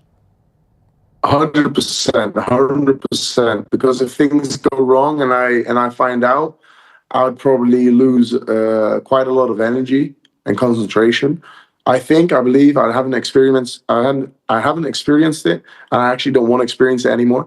Unless they say, hey, you guys want to fight on the same card again, I'll probably say no. But if they say, we'll give you an extra 100K, I'd say, let's fucking go. Okay, fair enough. I understand that. Overall, how did you feel Madrid, Spain? How did you feel the country, the city accepted a major event coming, accepted the PFL? What was the buzz like, the vibe? I know you were focused, but could you tell us for those that weren't there, what was it like? You fought on other PFL cards. Did this feel big? Did it feel special? This feels the biggest event ever, actually, to be honest. I've seen loads of events, other PFL. Well, not really PFL, but I've seen other big events and the crowd making a lot of noise. But this time I actually experienced it. And like what I said before, Ariel, once I just walked through the door and I saw the whole crowd cheering my name, well, I felt like a football player. Like here in Spain, football is huge. So the crowd makes a lot of noise. But at that moment, people were whistling against Fabian and cheering for my name. They were shouting my name. It was like echoing the whole stadium. I was like, man, this is crazy. It's not just me fighting. It's the whole nation. It's the whole country. It's the whole Vista Alegre at that moment fighting against Fabian. They were really happy for me with every punch I landed, and every punch I was receiving, that was like whistling or saying, yeah, like shouting out boos, stand them up if he was on top. Speaking of footballers, there were a lot of notable footballers in attendance. Did you know that, guys like Vinny Jr. and Jude Bellingham would be in attendance? No, not at all. That was really funny. I was like, they said a couple of footballers were coming from Madrid, but I didn't know it was these big names, And then once I saw them after, I didn't even see them before the fight, but after the fight I saw them, I was like, whoa, what the heck? That's pretty awesome. These footballers they're actually fan of the sport. So that's really dope. Incredible. I even saw, I think, a photo of, there it is, you and Thibaut Courtois in the cage. That's crazy. Are you a Madrid fan? I am. If I have to choose for a team, I'd be a Madrid fan. To be honest, Ariel, at the beginning, I couldn't even see him correctly. And I was like, whoa, this guy's huge, man. I think he's a basketball player. But then I was getting closer and closer. I'm like, oh, my God, that's the goalkeeper of Real Madrid. Of Madrid. I was like, whoa. Incredible. Well, it's a great honor for you that they'd be in attendance to watch you compete. And so let's talk about the fight. What did you make? There were a lot of questions afterwards regarding Fabian's game plan, about his willingness, and it seemed like just his desire to grapple, to try to take you down, and obviously that led to his undoing in the third round. Did that surprise you, or did something else surprise you about his plan of attack? No, it surprised me a lot. I was actually thinking after the fight, like, why the heck would he want to take me down if his strongest weapon against me was striking? But then I was thinking back, I was feeling that my ankle was swollen. My ankle is like a balloon. So I was like, all right, wait. I gave him that ankle. I gave myself this ankle. So just imagine how his ankle was be. And of course, I landed some shot on him. I think I wobbled him once, so that maybe gave him a little bit of a scared feeling for getting knocked out, maybe. But I know that his ankle was really, really messed up after I inside calf kicked him a few times. So I think that's the reason he was shooting. I don't know if there's another reason, but I believe, if I'm thinking back in the fight, I believe that's the main reason. He was like wanting to take me down because his ankle was just giving up. Okay. So it seemed like the takeaway was, why did he have that game plan? Your thinking is actually he had to change his game plan because you roughed him up. Is that accurate? Yes, correct. Okay. Because his game plan at the beginning was always fighting, striking, hit and don't get hit. But if you want to hit and don't get hit and your ankle is giving up, there's no other choice than just stand and bang or take the guy down.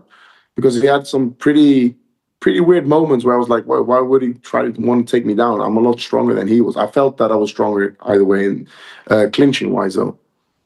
I know there was a bit of bad blood, as you referenced earlier, considering the fact that you fought about 6 years ago. How do you feel about Fabian now? Nah, I feel inside the sports, I'll probably, if we have to fight him, I'll still hate him.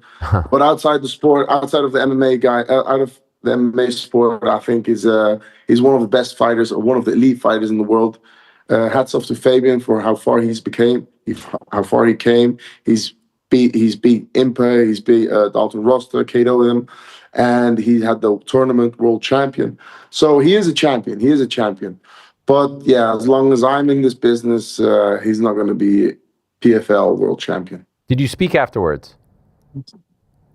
No, not really. I told him he's a great man. He's a great fighter. He's a great athlete. But that's all I said. I don't know if he understood what I said. Okay. I spoke to Gegard afterwards, though, because he's like living 15 minutes away from me here in Spain now, and from my parents' house. And he was like, "Man, you're beating all the people that beat me. You're actually destroying them." Right? Yes. We got to pay him back, right? Right. You're carrying the torch. I love it. You mentioned Rosta. Yeah. Obviously, this is great. This is a great bit of matchmaking here, because you defend the title, and then this weekend, literally 8 days later, you've got four of the better middleweights, if not the best middleweights, including the man who you beat back in July, competing in Pittsburgh for the PFL. Johnny Eblen, Brian Battle, Impa Kasangane, and Dalton Rosta, as you mentioned. Do you have a preference? As to who prevails? And I would imagine your next opponent will be one of those four guys. Yeah, definitely. Look, Ariel, I believe I am actually one of the best middleweight fighters in the world. Maybe I'm not the best fighter now because I'm injured. Maybe I won't be in a month. But the day we sign the contract and the day that person is in front of me, I'm going to make sure I'm the best middleweight fighter in the world. And it doesn't really matter. I want the guy that has the best performance. Now, actually, if what's his name? If Eblen wins against Brian, I would like to fight Eblen again. I want to show people and I want to prove people. And I want to prove him that it was not a fluke and that he was not lucky. I don't know where he got that from because I messed his face up. Yes, he did take me down. He did control me on the floor a couple of times, but he didn't really injure me. I mean, Fabian injured me more than that he did. And yeah, probably have to prove it to him again, see how his performance goes and see if he actually wins. Depends how he comes back after a loss like that. Okay, so it sounds like your preference is if Eblen wins and looks somewhat good, he'd be the guy. You wanna shut him up. You want to prove your point. Yeah, I want to do it again. I want to. It's not I'm not a world champion defending my belt. I'm world champion chasing other big names. I want to fight the best fighter in the world. Since you opened the door, can I just ask, when you say best middleweight, I obviously think of Khamzat Chimaev as well. How do you think you match up against Khamzat? Oh, that would be a dream come true. I'd love to prove myself, and I'd love to prove people in other countries and around the world that I can give him a very good fight. I believe in myself, because if you don't believe in yourself, you shouldn't be in the game. I believe I would beat him. Of course, I've got 3 losses, and that will people say, yeah, but he's 17-3 and Khamzat is undefeated. Then, if you lose a fight, it makes you a better fighter. Trust me. So I believe I'm not going to say I would smash him, because I'm not going to smash him, but I do believe I have a chance. I have a good chance of beating him. I do believe that actually the PFL middleweight division have one of the elite fighters. If you compare them to the UFC, we would actually do a very good show and a good fight against them. Like this weekend, we have Israel Adesanya against Joe Pyfer. When you compare yourself to those top names in the middleweight division of the UFC, you feel like the PFL middleweight division stacks up, and there's an argument to me being made that it's better. 100%. 100%. I'd say if we ever get the chance to have 3, let's say 2 to 4 PFL middleweight fighters, get the 4 best middleweight fighters, including Johnny Eblen and Fabian Edwards and somebody else. We stack them up against the other 4 of the top 10 or the top 5 middleweight fighters of the UFC. I think people will be very surprised. People will be surprised, like, holy shit. When you watch those guys, especially Khamzat, do you start comparing yourself to them? Do you think about how you would match up with them? Always. Yeah. Always. I try to watch all the middleweight fights. I'd say what they're doing good, so then I can adapt to that, and what their mistake is, what I would do. I'm always trying to study. I'm trying to be a better fighter every time after a fight, but also every time after watching a fight. Can I just say also, I loved, speaking of your brother earlier, him walking out with you, behind you, holding the belt is not something that we usually see in big-time MMA. It's a boxing type of thing. I thought that was a great look. I love that. The UFC, for whatever reason, never does that. Was that your idea? Was that the PFL's idea? I hope they continue to do it, because I thought it made the fight seem even bigger. Oh man, that was beautiful. It gave me goosebumps. I mean, and that gave me actually superpowers. I promise you, Ariel. It was all PFL. PFL gave the belt to my trainer, Ricardo Wando, and he said, "Hey, you take it, hold it up behind Costello." And then my brother came down with his whole team, because we had separated training camps, and he came down and was like, "Gino, you hold it." And Gino just came with this energy. My brother came with an energy, and the whole team of my brother was there, and my team was there. So it looked really cool, man. I was like, it's not only the crowd fighting against my opponent, but it's like my brother and I, since we were young, fighting everybody from the mud to the mansion at this moment. Now it's like us defending. It's not me defending the belt. We are for defending the belt. Loved it. That was crazy. It was all that. PFL though. Okay, I hope they continue to do it for all their title fights, but it was especially powerful considering it was your brother backing you on the way to battle. It was a beautiful, beautiful thing. By the way, you mentioned that you had separate training camps. Was that on purpose as well? Why would you not train together? Yeah, because if something happens to my brother, of course we're training, we're fighting. It's a little bit of violence now and then. Just imagine my brother's in training camp, something happens, I get distracted because of helping my brother. I don't want that. So I started my training camp down in Killcliff in Florida. I did it there for a couple of weeks, a little bit more than a month, with Henry Hope, with RDR, and then with Rodriguez and Vicente Luque. So that was great. And then I did my last month in the Netherlands with my old team, with Musasi team. And my brother just stayed in Spain. He did a training camp with a team we always normally train with when we are in Spain. So he just stayed here this time. And that was not to get distracted, It was like, okay, it's time to grow. And it's the best decision we could ever make. If you want to grow as a fighter, try to do things on your own. Do mistakes. Make mistakes. The mistakes will make you grow a lot, very, very fast. I love that. Will you be in Pittsburgh this weekend to watch the unofficial middleweight tournament? Oh shit! I need to call my manager. I need to say yes or no. Nima said to me, "They're waiting on you to go."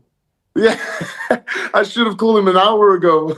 I totally forgot. I still need to decide. I want to go, but they need to.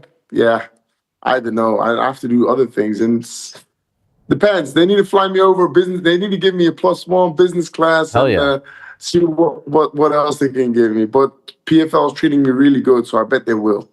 Who knows? I just need to give me 5 minutes and then I'll decide. Fair enough. Fair enough. No disrespect to the great city of Pittsburgh.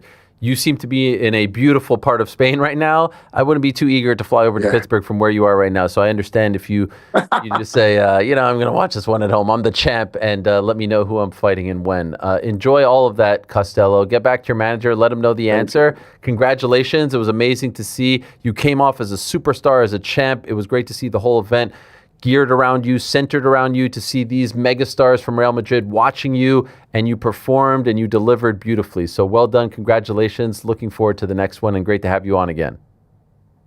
Thank you so much. Thank you for having me, Ariel. Hope everything is well. Thank you so Speak much. to you soon, hopefully. Absolutely. There he is, the reigning defending PFL middleweight champion, Costello van Steenis. His brother, by the way, won in the first round. He knocked out Mark Ewan. Gino van Steenis, nicknamed the Ghost Assassin. He has now won his last 2 in a row.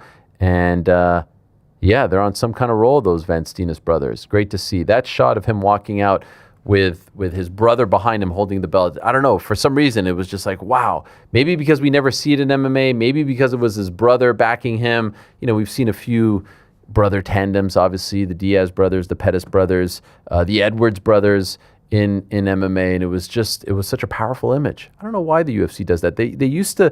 There was once a time where they said that Matt Hughes was a 9-time welterweight champion because they would count every title defense as a title victory, which it is, but as a new one. So Matt Hughes's Twitter handle, I still think it is till this day, to be honest, is like Matt Hughes 9X, because they would call him a 9-time champion. They don't do that anymore. But their thinking has always been, all right, when the fight, I guess, when the walkouts happen or when the fight or the event starts, there's no champion anymore. And I think that's kind of weird. So the champion walking out and then his team kind of handing the belt over to the promotional officials is kind of cool and different. I like it. I like it very much. All right, we move along. Still to come, Michael Venom Page is going to join us. Shanelle Dyer is going to join us. She had a big win in her UFC debut at UFC London. Michael Venom Page, of course, with the win against Sam Patterson. But let's talk about a guy who really kind of woke up the crowd. It was an amazing win. I believe the official time was 28 seconds. Yes, it was. First round knockout against Austen Lane. Again, I want to get the name right here because this stuff matters to me. It's Iwo Baraniewski. I hope I got that right. We're going to ask him. He is the pride of Poland on a fantastic run in the young, hailing from Warsaw, Poland. The aforementioned Iwo is here, a.k.a. Rudy. And he's kind enough to join us. Hello, Iwo. How are you, my friend? Hello. I'm very good. Thank you. Did I pronounce your name correctly? Iwo Baraniewski. Iwo Baraniewski. Tak, exactly. Not bad. Why is your nickname Rudy? Because my hair is like a ginger hair, redhead. Okay. Yeah. In Poland, Rudy in Poland is like a ginger head. Okay. The hair looks great. Well done on that part, and also well done on Saturday. Your win over Austen Lane was amazing, and I kind of felt like you woke up the crowd. There were a lot of decisions, and then there you are. You come out 28 seconds. When you were thinking about the fight, when you were preparing for the fight, visualizing the fight, did you think that you would finish him that quickly? Did you think that this would be a quick night for you? That was the best visualization before the fight, that I finished him like was. But before the fight, I thought that this fight will be, I think, 2-3 rounds, because Austin reach is very good, and I thought that for me, very hard will be to close the distance. Well, you did so very well and in very quick fashion. Can you describe what that feeling is like to score a 28-second knockout in the UFC at the O2 in front of all of those people in Europe? What is that sensation like when the fight is over and you're realizing what you've done? It's very good feeling for me. It's wow. I did the third fight because Contender Series is like a UFC. I think third fight in UFC, and every fight I finish by knockout. So it's wow for me. I'm very happy that. And a great start to your UFC career, and you also won a bonus. And I understand you're getting married soon, right? Can you repeat? I understand you're getting married soon. I don't understand. Married, like with a wife. Are you getting married? No, not yet, not yet, but maybe in the future. Okay, but I heard that you said that you wanted to use that for that money for maybe a wedding down the line, or am I wrong about that? I don't say about it. Maybe Maybe I collect this money for the preparation for the next fights. Yeah, some trips to the another clubs to preparing to next fights. Okay, right now, do you train in Poland? Yes, I train in Poland, in Warsaw, and in Austen Lane in Poznań. Do you train with Jan Blachowicz? Yes, but we train with the separate clubs, but we sparring together. Okay, and you spar with him? Yes. And, he's sort of, there have been a lot of legends of Polish MMA, obviously in the UFC, Jan Blachowicz, Joanna, on the female side of things. It felt to me on Saturday like a lot of the fans were saying, like, you are the future. We hear about the legendary Polish power. You're the next one. Do you feel that kind of support from the Polish fans? And if so, how do you feel about it? Yes, I feel this support. I would like to go this way, like Joanna, like Jan. I want to be the next Polish UFC champion. And this support from my fans, from my family, from my friends, it's a very huge motivation for me to be the next Polish superstar from Poland. I don't know if it's the lighting or something, but it looks like your right eye has like a little bit of a mark here. Is that from the fight or was that from training? No. It's for my first fight. That's this skin. Oh yeah, I think. always. I forget the name, but this is skin. Yeah. Okay, because I was gonna say I don't think Austen landed anything on you. I didn't see anything of note, so it hadn't. It couldn't have been from Saturday.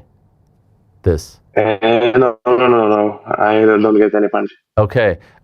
You mentioned using the money for training and whatnot. Would you like to train in America? Would you like to see what else is out there, or are you happy training in Poland?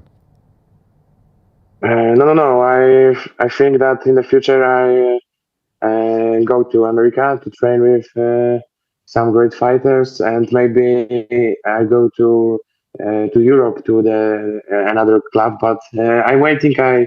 My coaches told me where will be the best, but I choose the club when UFC told me who will be my next opponent. Sure, and you want to be active this year, right? Maybe 3 fights? 3 fights will be great. Who would be your pick for your next fight? Who would make sense to you? Have you thought of that?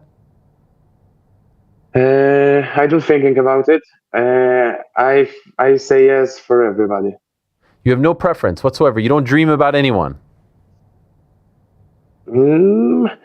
Maybe it's, with Kutelava will be a good fight.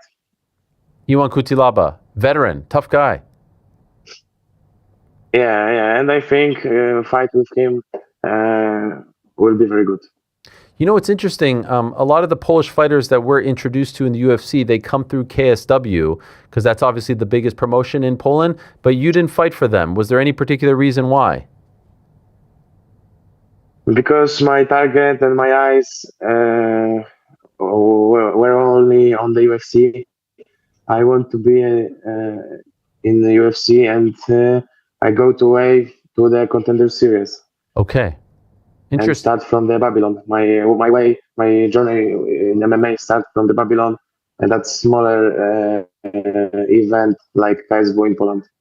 Did they reach out to you? Did they try to get you on one of their cards, KSW? I don't know. For sure, I don't know. Okay.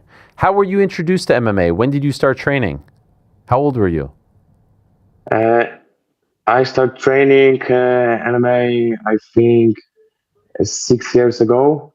I was 21, 22 years, and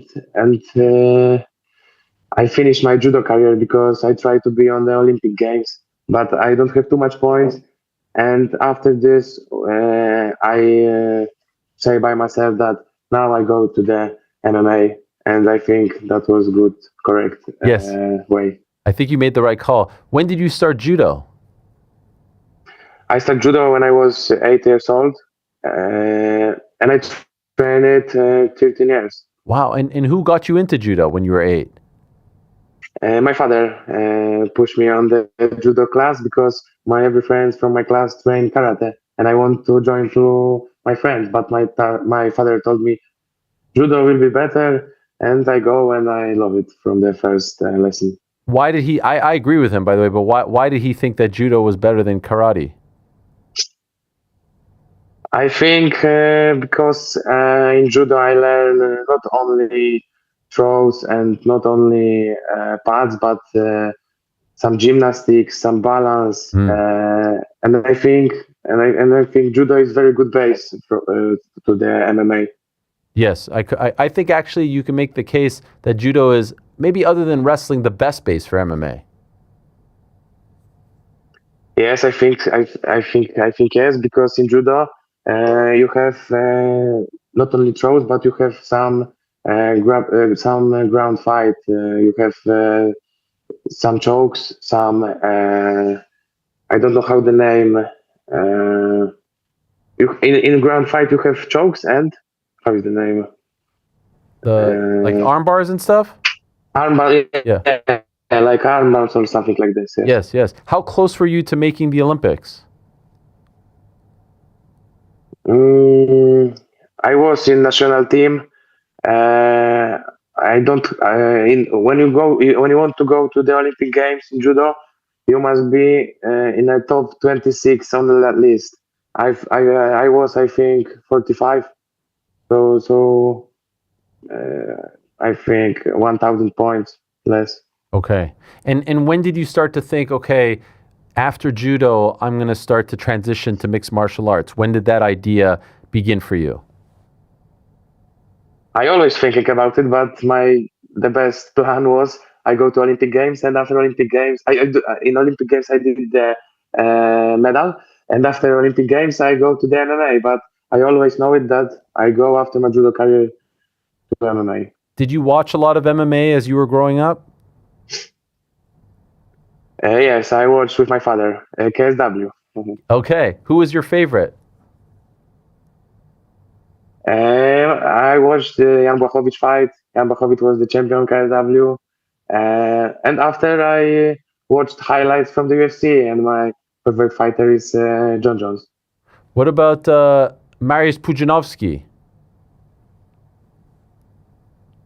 Yes, I saw his fight. I think I saw his every fight, and he gave Poland fans knowledge about who is MMA. Sure. And he give good promotion to MMA in Poland. Of course, yes. His fights were always a big deal. So you say your favorite was John Jones, and now here you are, light heavyweight as well. Crazy how that all works out. Yes. That was crazy. That is crazy. But I very like to another fighters, but I think John Jones is my favorite. Is it hard to process that here you are living your dream, here you are in the UFC, you're successful, you're undefeated, 2 days after a great win? How are you dealing with everything? I'm so excited from this situation. I'm so excited because in one night I won 2 times because I I won the fight. I won the bonus second time. My second fight in the UFC and second bonus. So I think I will be thinking about it 1 week. Yes, you should. You should enjoy it, and you deserve it. By the way, I saw a great, I don't know, they were doing promotional thing where you were dressed up as Peaky Blinders. This was a great look for you. Do you know this show? This right here, you look fantastic here. Thank you very much. That was my stylist from press conference, but when I came to UFC, somebody told me that I don't go to the press conference. Come and on. I don't wear it because What the hell? Was there even a press conference for this event? I don't even know. Was there a press conference? I don't know it before that. In the UFC fight nights, you don't have press conference. You have only press conference on the UFC numbers UFC. Yes. But you still got a good use out of it. You look great. Thank you very much. Thank you. I like this stylist. I like this that you have a stylist as well. You're a star. Not a lot of fighters who are new to the UFC have stylists. Oh, we may have lost him. We'll get him back. Okay, we'll get him back. Iwo, a.k.a. Rudy Baraniewski. What a background this young man has. By the way, total combined fight time in 3 UFC/Contender Series fights, 2 minutes and 17 seconds. Average of 46 seconds per fight.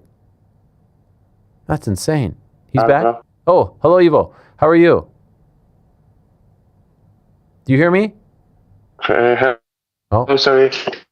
But I think I have a good connection. Yes, I hear you, but I don't know. Can you hear me now? No. Oh, do you hear me? I hear you. It's a bit delayed, guys. Yes. But Yeah, let's try to reconnect real quick, if you guys don't mind. 46 seconds. Obviously, Mr. Tom Aspinall had the 2 minutes and 2 seconds. It's gone up a little bit. I think it's now 2:18, considering what happened in his last fight. 8-0 this young man, 27 years young. 6 career wins via KO, 2 via sub. So he's finished everyone. 8 career first-round stoppages. This is a name that I think we'll be talking about for a long time. 2018 World Judo Juniors bronze medalist, black belt in judo. 2020 ADCC Poland national champion in jiu-jitsu. 2022 World and European amateur MMA champion. 2023 makes his MMA debut. And here he is, back. Sorry.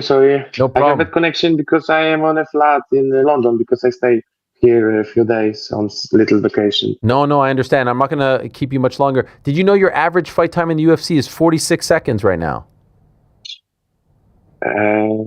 What is 46 seconds? Your average fight time. You're very fast with your wins. Yeah, I very like first round, you know. Yes. It's a good statistics. Yes, 8 wins in the first round. How soon do you want to return? I think I need some rest, maybe 1 week rest, and I back to work, and I will be waiting for a next contract. And how far away do you think you are from the top of the light heavyweight division? In your mind, how many fights until you're fighting the top guys? I think maybe give me two years, maybe. Okay. I think you are well on your way, Ivo, and it's a lot of fun to see you do your thing. So I wish you continued success. Keep it up, my friend, and congratulations, and great to meet you. Great to have you on the show. Thank you very much. Thank you for inviting me. Pleasure. There he is, the pride of Poland. We've got a new legendary Polish power man. His name is Iwo Baraniewski, a.k.a. Rudy. He is on some kind of roll, and he's won all of his UFC fights, and he's won them in very impressive and quick fashion. And actually, he's winning all of his fights in very impressive and quick fashion, winning all of them in the first round. Super impressive guy. I'm looking forward to talking to Michael Venom Page. We're going to talk to him in about 6 minutes' time, and we'll also meet Shanelle Dyer, who has a phenomenal story, so stay tuned for that. Looking forward to talking to both of them. Tomorrow's going to be a great day on the program as well. I'll tell you more about it as we get closer to the end. As we wrap up some of the London talk, what about Nathaniel Wood? He had a great win. He seems to be, I don't know, the kind of guy that people, they don't respect. They count him out. They don't give him the love and attention that he deserves. He's an everyman, if you will. Here he is on the tube after his win on Saturday. A man of the people. Here's Nathaniel Wood. We got the win. Took a few injuries though. Imagine you're on the tube after UFC London and there's Nathaniel Wood just sort of chilling. On the tube with you, like all banged up. He's wearing his boot. Ain't no thing. No problem. We talked about John Silva. He was at the event. He was not impressed with the main event. Here he is walking out. There's Nasruddin. There's John. What's he giving it? The old thumbs down or what? Yep, not impressed. He did have a nice reunion with Arnold Allen back there. Went backstage. Man that he fought not that long ago. Look at this. Look at these two guys. Oh, here's Arnold. Arnold searching for John. This is nice to see. The two pals. Look at these guys. This is great. Courtesy of John Gooden. Did a phenomenal job, as always, calling the action. It's nice to see them putting the surfboard moment past. Yes. It did end a little bit weird, and it did seem like Arnold was bothered by it all. And then I saw a tweet from John Silva late last night with a little promotion. I like this. I'll be live on the Ariel Helwani show this Tuesday at 2:30 p.m. That's in Sao Paulo. Alex Volkanovski, join me live. Let's talk it out together. No running from the debate like you've been running from the fight. I'm waiting for you. Well, cat's out of the bag. He will be joining us tomorrow. Do you guys think Volk joins as well? If anybody can make it happen, you can. Yeah. Although I do think that time isn't great for... It's not great for Volk, right? Yeah, because of the time. I think that would be 5:30. Although he's an early riser.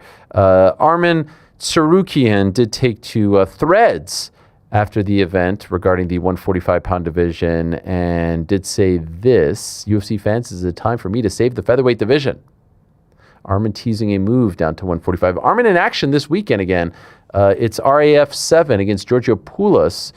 So Saturday night is going to be an insane night. I've got a big problem on my hands. It's my wife's birthday Saturday night, guys. UFC Seattle, you guys will be there. And PFL Pittsburgh, you won't be there. No. And RAF 7. There's a lot to watch. Fire up the multiple screens. What's your game plan? I don't know. We're actually invited to a bar mitzvah. So Is that none of the above? Are you all going to that? Yes. Jack. Oh wow! Shout Everyone. out. That's great. I mean, it's an old friend, More important. Yeah, you reach 43. Like, what are you doing? Birthday parties? You're getting little hats and stuff. Listen, I'm with you on this train, but Yeah. I feel like a lot of people are not. No, you're right. We talked about PFL earlier. We talked about Costello van Steenis. What about PFL CEO John Martin, who I could also tell you is going to be in studio tomorrow on the program. A lot to talk to him about. A lot going on in the world of PFL. Hadn't seen him, with these types of fighting words just yet, Mr. John Martin. I thought this clip in particular was very interesting. Take a look. For all the talk around the White House card and the UFC, I got to tell you, seems underwhelming. We have the best middleweights in the world fighting tomorrow night and then in Pittsburgh. The great fights, the best fighters are happening right here in the PFL. Rick, what do you think of this from John Martin? I like the spice. Underwhelming. I got to be honest. I've been missing Don Davis. I have an affinity for old Don, and so one of the things that Don did well was he threw these kind of jabs out there. I like to see John Martin kind of continuing that. I like to see some kind of adversarial nature with the UFC. I wasn't expecting him to hit it so on the nose like that. That's a great point. Hey, I know some of you are upset with something. He's like, no, the White House card sucks. And oh, by the way, we have the best middleweight division in the sport. Yeah. Two very strong takes, by the way. But the best middleweights are fighting this weekend and next weekend, he said. Which division is better? PFL middleweight division, UFC middleweight division? What do you say? UFC. Are the PFL rankings out? PFL rankings. What's that company that does the PFL rankings again? Oh boy, I forgot the name of it. Yeah. Okay, wait. UFC. That's it.com. No, it's not that one. Thank you, Armin. Middleweight. Okay, here it is. Okay, so here's your top 5 in the UFC. Khamzat Chimaev, champion, so I'll include him.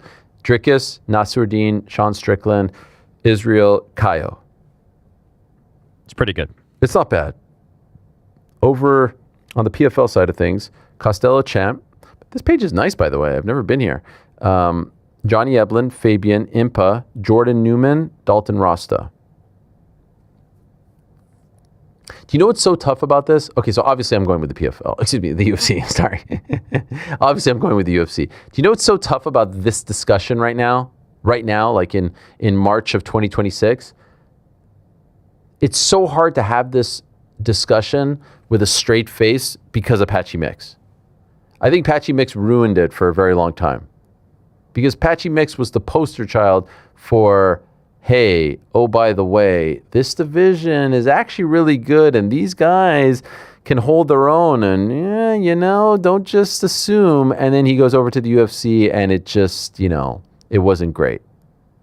It was great in Ryzen as well. But point is, I think it makes it a lot harder right now.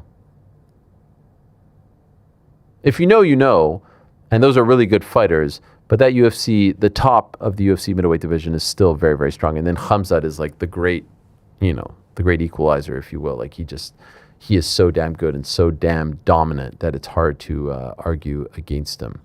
Still to come, Shanelle Dyer, who had a phenomenal win on Saturday. We'll get to her and learn more about her story. Very much looking forward to meeting her and speaking to her for the very first time, but was very, very excited to hear that Mr. Michael Venom Page was going to be joining us. There's a ton to talk to him about. Obviously victorious on Saturday against Sam Patterson. Lot to get into with the longtime MMA veteran. So let's not keep him waiting any longer. Without further ado, the one and only MVP, aka Michael Venom Page, kind enough to join us. Hey, Michael, how are you, my man? How you doing? You okay? I'm doing great. This seems like a great little location that you're in right now. Where is this? This looks fantastic. Yeah, I'm in which is a little staycation at Soho farmhouse. So it's like a countryside type vibe. Wow, in London. It's a little nice, relaxing one. Yeah, so just outside London. Okay, wonderful. Well, sorry to interrupt the staycation. You're always a gent. You're always gracious with your time. Always appreciate it. Let's get into it. Much to discuss with you. All right, this is the big one. 48 hours, you fought. You've had time to digest. Everyone's weighed in. You've weighed in a little bit. How do you feel about what transpired on Saturday night? Yeah, I've gone back, sat with it, thought about it. And for me, it wasn't good enough of a performance from my side. There were things that I was met with in the cage that I didn't think I would be met with. Because, Patterson was a bit more on his back foot. And I actually really wanted to be aggressive in this fight. But again, just because that happened, I then didn't readjust and rethink how to work it out, how to press, how to close the gap. I was actually getting frustrated. And I think this is the first time someone's gotten me frustrated in the cage. So, yeah, it was just looking at, I like to focus more on myself. I was looking at myself and I was like, I need to do way better. It wasn't good enough. I think the fans have got an expectation on me, but I've got a massive expectation on myself, and I didn't deliver. We had heard how you felt about the fight, how you felt about the matchmaking, how you felt about the state of things with the UFC leading up to the fight.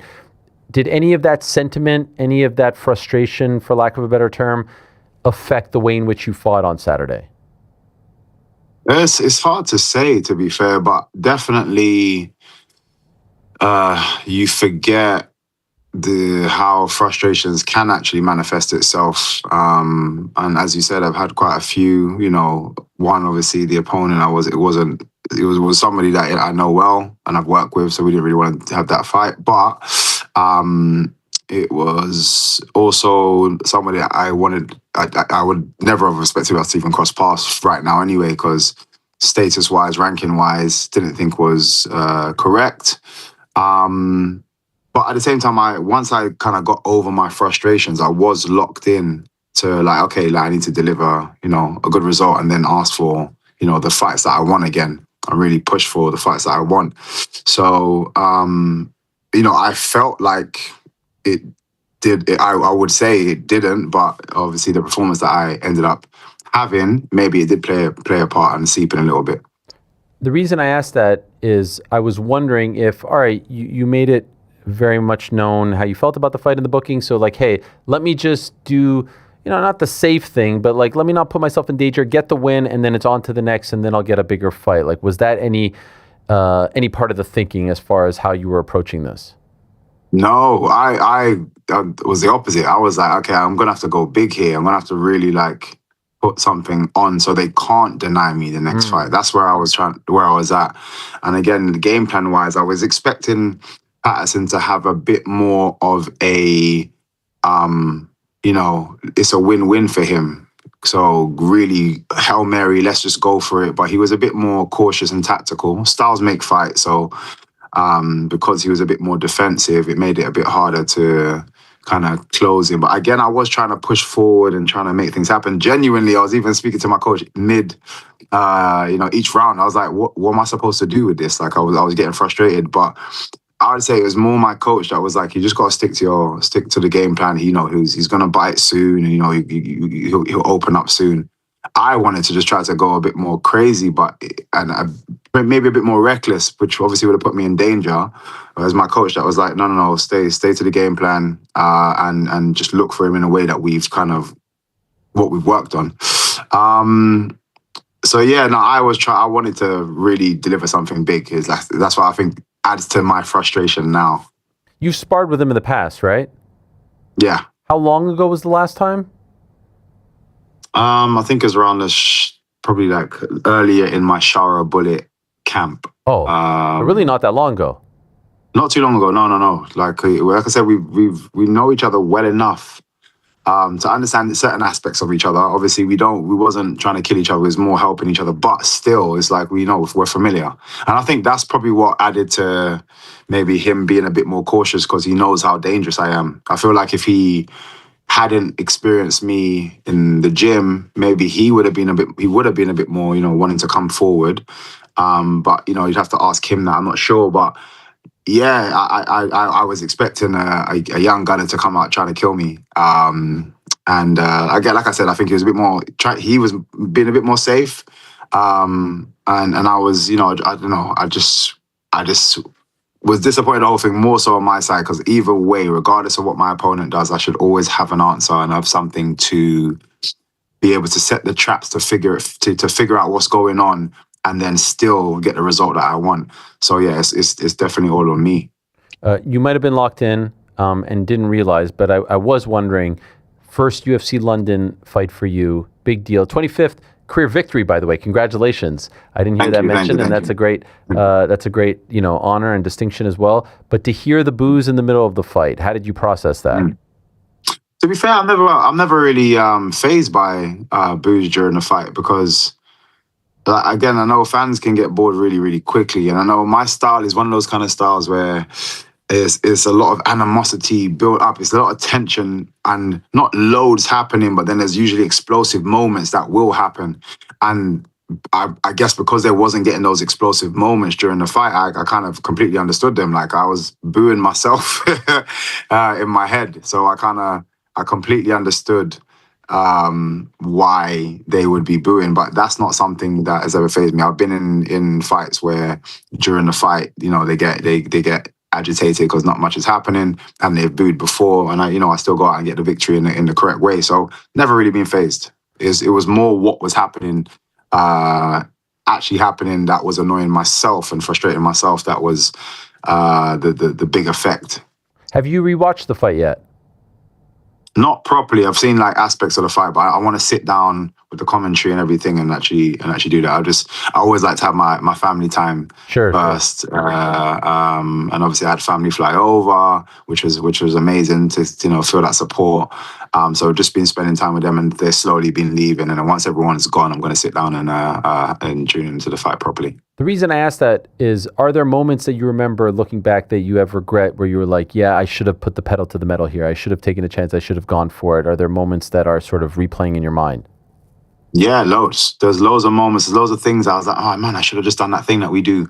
You know, when he was deciding to go this way, and I didn't throw that kick here, and I could have thrown that feint here to make him go this way. Like there's loads of stuff, and that's without, as you say, having to look back on it.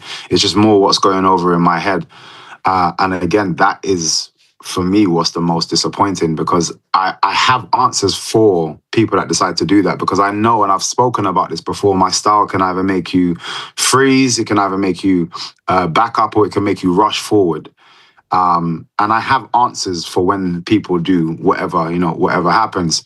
And I just didn't push enough and really go for it.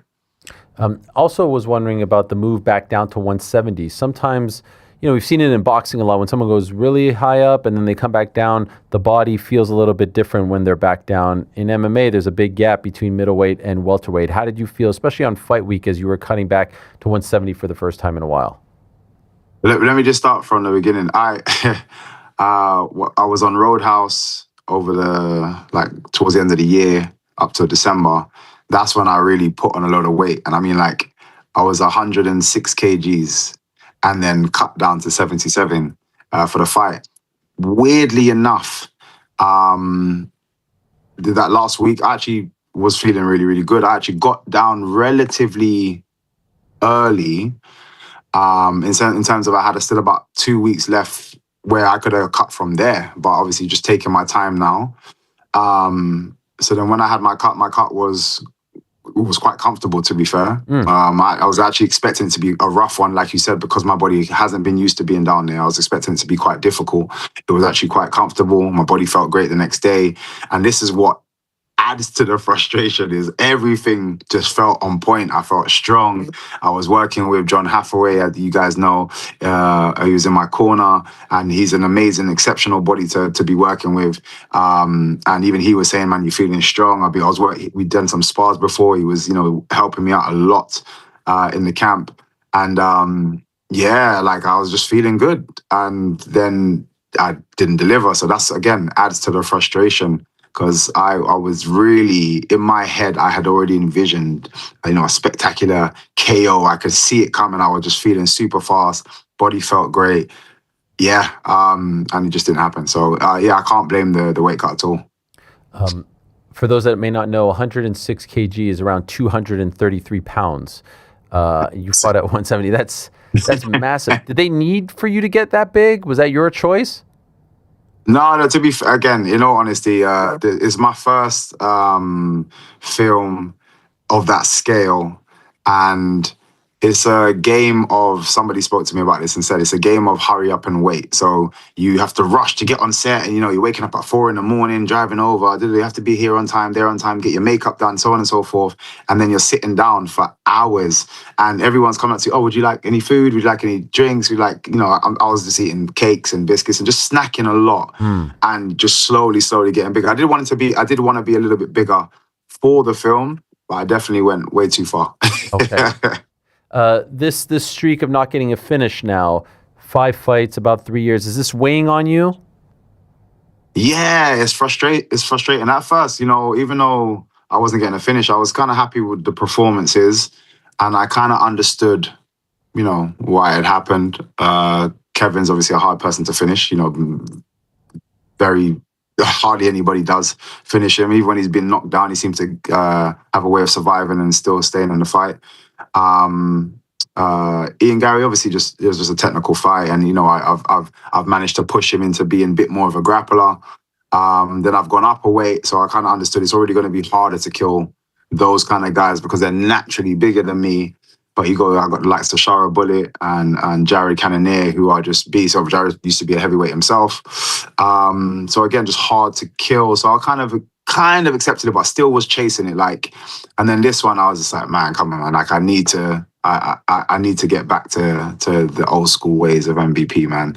And seriously, I'm already writing schedules about what game plan and training structure I have to change in order to gain more power, gain more speed, and get those knockouts. Takes a lot of courage to speak up the way in which you did leading up to the fight. What was the reception like for you on fight week? How did you feel? Did you feel any type of friction? With Sam? No, with the UFC, to be quite honest. I mean, you... Oh, no. To be fair, if anybody has actually followed my career, I've never been shy to just kind of say how I feel. I don't think it's a bad thing, whether it's you're going to piss somebody off or upset somebody. I've never felt it a bad thing to, if it's honest and it's not an emotional thought, there's frustrations involved and, a bit of disappointment with certain decisions and so on and so forth, but it's still well thought out. So when I'm speaking to people, I'm not doing it from an emotional place. It's like, no, this is how I feel. I'm, irritated with this. So, I wish this was different. And I wish, that had changed. And I feel like the honesty of that, people kind of respect. So, I didn't feel any animosity. I didn't get to see Dana specifically over this past week, but I didn't feel any animosity towards or from any of the UFC staff. I felt a lot of support. They were all still rooting for me. Even spoke to Hunter, and he's just like, man, I'm in your corner. Like, if you need, you got to speak to me. Let me know if if there's things that you need. We can have those conversations. It didn't feel like anybody had any issue with what I was saying, and I think it's just because you can tell it's coming from an honest place. Did you have that conversation with Hunter? Did he offer any type of explanation as to why it was Sam Patterson? Because that seemed to be a major issue for you. I never really got to speak to him directly about that. It was more audio. It was going back and forth with him. He spoke to my coaches a few times as well. And it was more, his thing was, you are very difficult to match.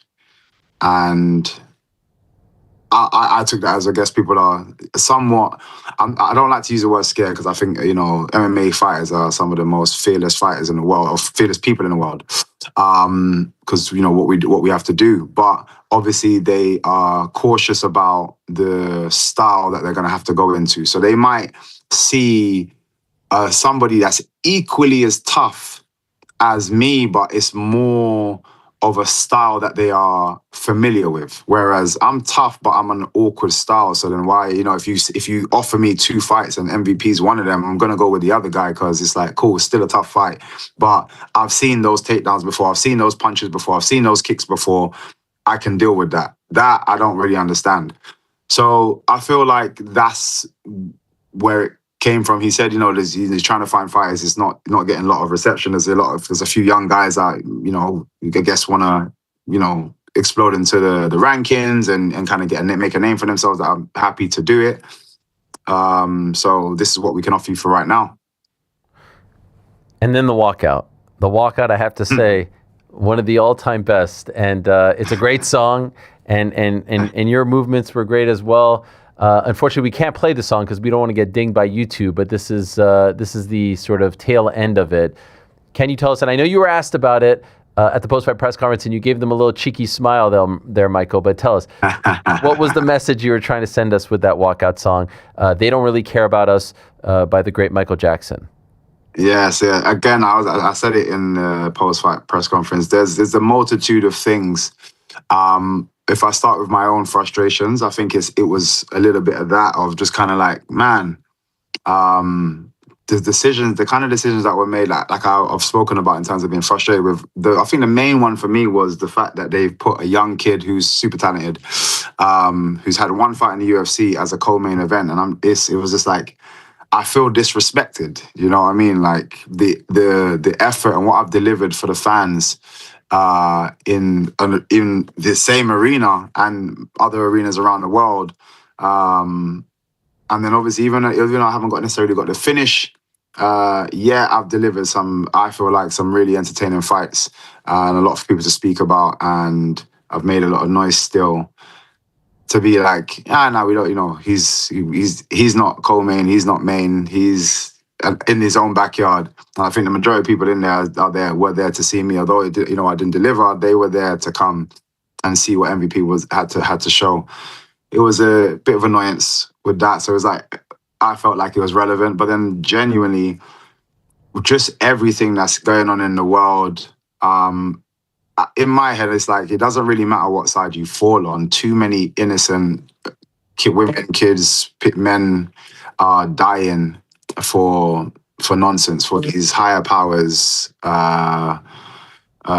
political battles and financial battles and just battles of power. And like you said, it's such a classic song. It's been around for so long. It's such an old song, and it's still relevant and probably more relevant today. I feel like it's just a statement that we're just all heading in the wrong direction. Seen as, and we claim to be progressive in so many different areas like science, technology, and all those kind of things, and yet we're still going backwards in terms of how we treat each other. So I feel like it was just I heard it. We were talking about Michael Jackson. We ended up playing one of his old, like, it was on YouTube, like an old documentary of him talking about stuff that, his journey and so on and so forth. He was literally the first song that I hummed as a baby. I was like 1 year old or 1.5. It was bad. Like, he's been such an influential figure for everybody. It just felt right. When did that hit you? Was that on Fight Week? No. It was before. It was, like I said, it was probably along the lines of when I was a bit frustrated. I thought about it. And then, like I said, I won't make any rash decisions while I'm feeling frustrated or annoyed.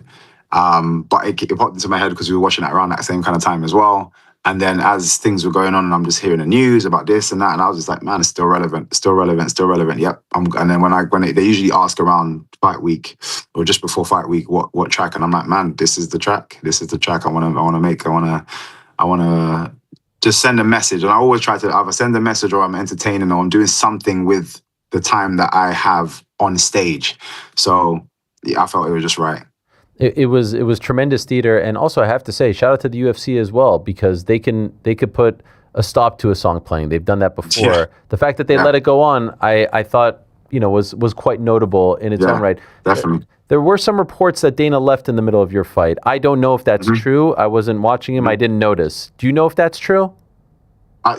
Somebody had mentioned it, but again, I couldn't tell you if that's true or not. Someone just mentioned it to me, and even they didn't seem sure. It was, I don't know, but yeah. Do you have any more intel on that? Do you know if it was because of your performance, anything like that? You can understand why people are trying to link it together, but of course. I don't know. Even let's say it was due to my performance, then fair enough. Like I said, I would probably walked out of my performance. It was bad. I'm not gonna be butthurt by it. If I was like kicking him in the face, spin kicking him and slamming him and doing all this stuff, and then he decided to walk out, then we'd be like, oh, what's going on there? Because I'll take that as personal. But like I said, I myself am disappointed in the result and the fight. So if he was like, yeah, I'm done with watching, fair enough. Could I ask? And sometimes people like to answer, sometimes they don't, but I'll ask anyway. How many fights do you have left on your UFC contract? I believe this. I think I got one more. It was a 6-fight deal. So do you want to? The big talk was your future, what you want to do. What are you thinking? Do you want to stick around? Do you want to see what else is out there? Given how you felt leading up to this point, you just mentioned the disrespect word. How are you feeling regarding your future? Like I said, I think all fighters are going to have moments in their career where they feel unappreciated or they feel like things are not necessarily going in the way that they want. But ultimately, it is a massive privilege and an honor to be fighting on one of the greatest combat shows in the world that's ever to exist. And I'm thankful to have been given a shot. People say it's late in my career, this and that. Regardless, I'm thankful to be here today, to be given the promotion that they kind of present and gift fighters that, do well and succeed on their stage. I'm just thankful of that. So like I said, I'll never shy away from saying how I feel if I'm irritated. And like I said, it'll always be thought out as well. But if I genuinely believe it, I'll say it. But I'm super hyped that I'm part of the UFC, as well as so many of my friends that have spoken to me that I've always wanted to go to the UFC, and it's so nice to see you there now. And that's how I feel. But I also want to get something back from it. So the goal is the UFC belt. Like, So as soon as we have the next conversation about, you know, where I'm going to go, how many fights is that going to mean? Let's sign me up. I want to get a belt. I'm happy to be here. I'm excited to be here. I'm upset with myself that I haven't delivered what I know I can deliver, but I'm dying to show that to the UFC and just the world.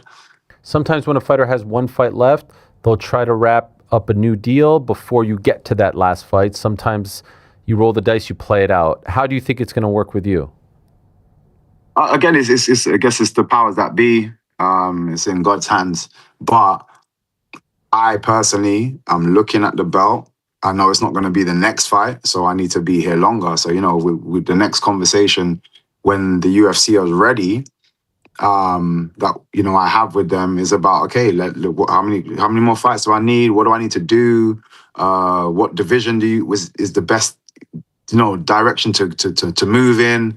I just want to get there. And again, I am coming towards the end of my career, but I still got a lot to do. I still got loads to do. I still feel great. I'm telling you, if I didn't feel as good as I felt, as much as I haven't yet shown it, if I didn't feel as good as I felt in the gym, I genuinely would be like, yeah, I'm good to retire now, but I've got a lot more to show. So just to be crystal clear, for anyone out there saying MVP's trying to fight out his deal and leave the UFC, that's not your intention right now. You're open to everything. There's one fight left, but your goal as of right this moment, as we're speaking, is to be a UFC champion. You want to fight the best. That's why you're asking to fight the best. And as of right now, though, there are no talks about a new contract as of right this second. Is that fair?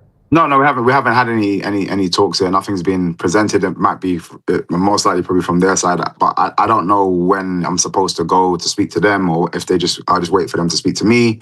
I was hoping again this fight was that big fight that showcases what I know I can do, which it wasn't. It's kind of giving me a bit of a backstep now, but so maybe I have to wait till the next fight. Maybe that's what they're waiting for. They're waiting to see what they bought into. So maybe, you know, the next fight, again, give me someone that wants to come and kill me. I want somebody that wants to take my head off, and we can have a proper fight, and I can showcase my skills. Give me. I don't care where. Just give me a big name, and let me put someone to bed in MVP fashion, and then yeah, we can move forward with, you know, progression to the belt. I know this may be a tough question to answer, but from your perspective, do you think that the powers that be want to be in the MVP business? Sorry, say that again? Do you think that the powers that be in the UFC want to be in the MVP business? I'm not entirely sure. It's very difficult to understand where people are, how they feel about me based on decisions that happen. Like I said, I don't agree with, I'm not even talking about just me. There's certain things I see from other fighters that I just don't necessarily agree with. But I don't understand how they come to these conclusions. Like, for example, Imavov, I feel like he should have that chance to fight for the middleweight belt. I thought it was like an obvious he's the next in line. But the decision's gone a completely different way. So I don't know. He might feel right now that they're not in the Imavov business. You know what I mean? So it's just hard to tell. You know, they make the decisions based on, you know, whatever talks they have in the back office, and we just have to try to navigate what that means. But I'm in the MVP business. I'm looking to keep getting more and more people in the MVP business by showcasing my skills. I haven't done that, and I'm looking to do that. You know, I saw some posts that were attributed to you, but now I think that there's only, I looked to verify, it was just your Instagram post, right? Because some people, you know how it is, especially on X. So I just want to clarify, what you posted on Instagram regarding the fight is the only thing that you've said in the aftermath before this, of course, right?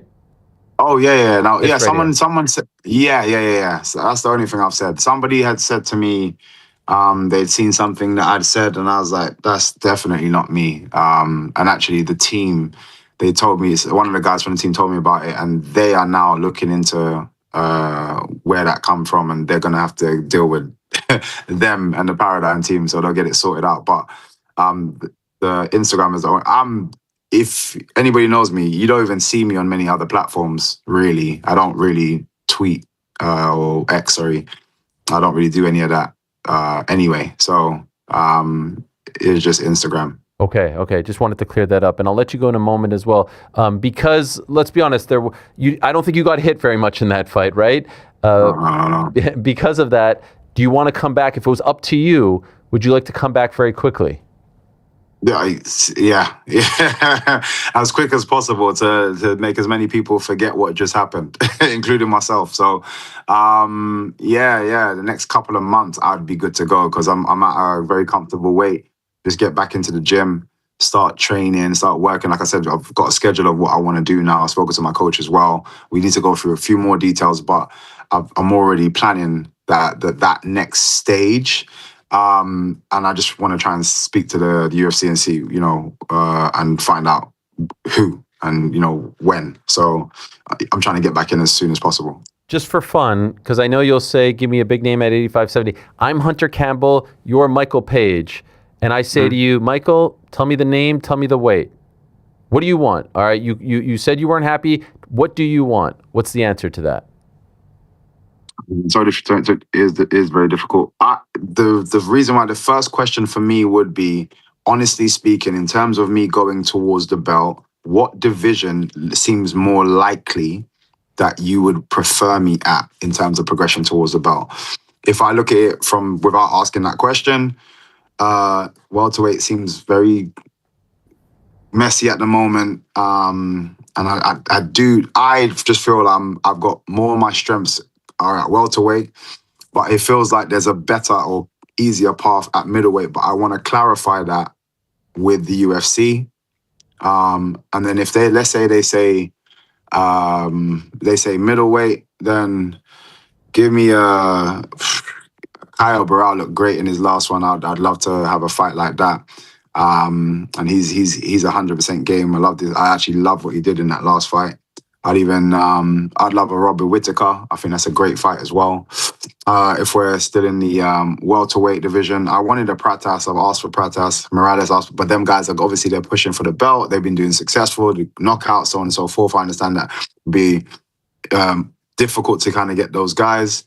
Colby came out talking crap, saying that he had never been offered fights. I know for a fact that they have put my name forward, and he hasn't responded to that. So Colby, I'd love to punch him in the face. And I'm happy. I would literally, if they send the contract now, I would sign that today. So he's saying that he's he's trying to get on the White House card and this and that. Nobody's wanting to. It's nonsense. So he would love to fight. Who else was asking? Leon. Somebody else was. Leon would be great, but again, I kind of want it in the UK. But it's still to be a great fight. Buckley was complaining about how the division was, not moving in any way, shape, or form, and like people are just not fighting each other. And I completely agree with him. So why don't me and him just get on with it? We do it. So there's some great fights to be had. You know what my takeaway is? I do wonder if the move up to 85 left you in no man's land. Maybe actually, yeah. Yeah, you know what I mean? Maybe actually.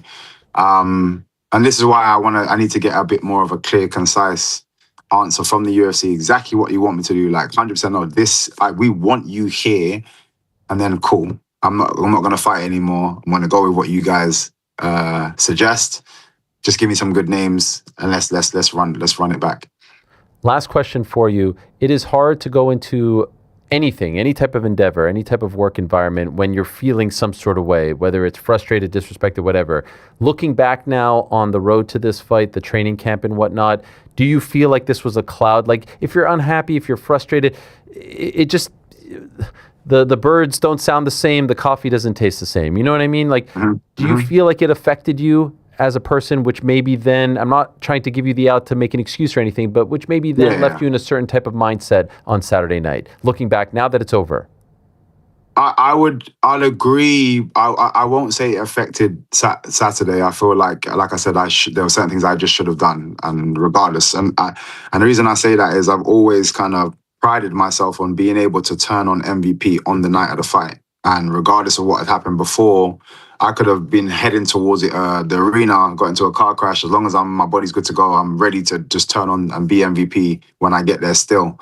I don't like to have it as an excuse, but I've had friends and family saying, and I've had ups and downs mentally about, if they like me or not. Are they happy with me? What am I supposed to do differently? There are a lot of battles that I do have that is a cloud during the camp, but I still felt great. So I wouldn't, it definitely plays a part, but I don't feel like it would have changed anything per se. Obviously, you'd love to have an easy camp, but there's so many different things. Let's say the UFC, everything was all Gucci with the UFC. I could have had family issues. I could have had this. There's always something that life is just gonna life. So I can't put it on them at all. It needs to be me. I need to be more resilient and ready regardless of what's going on.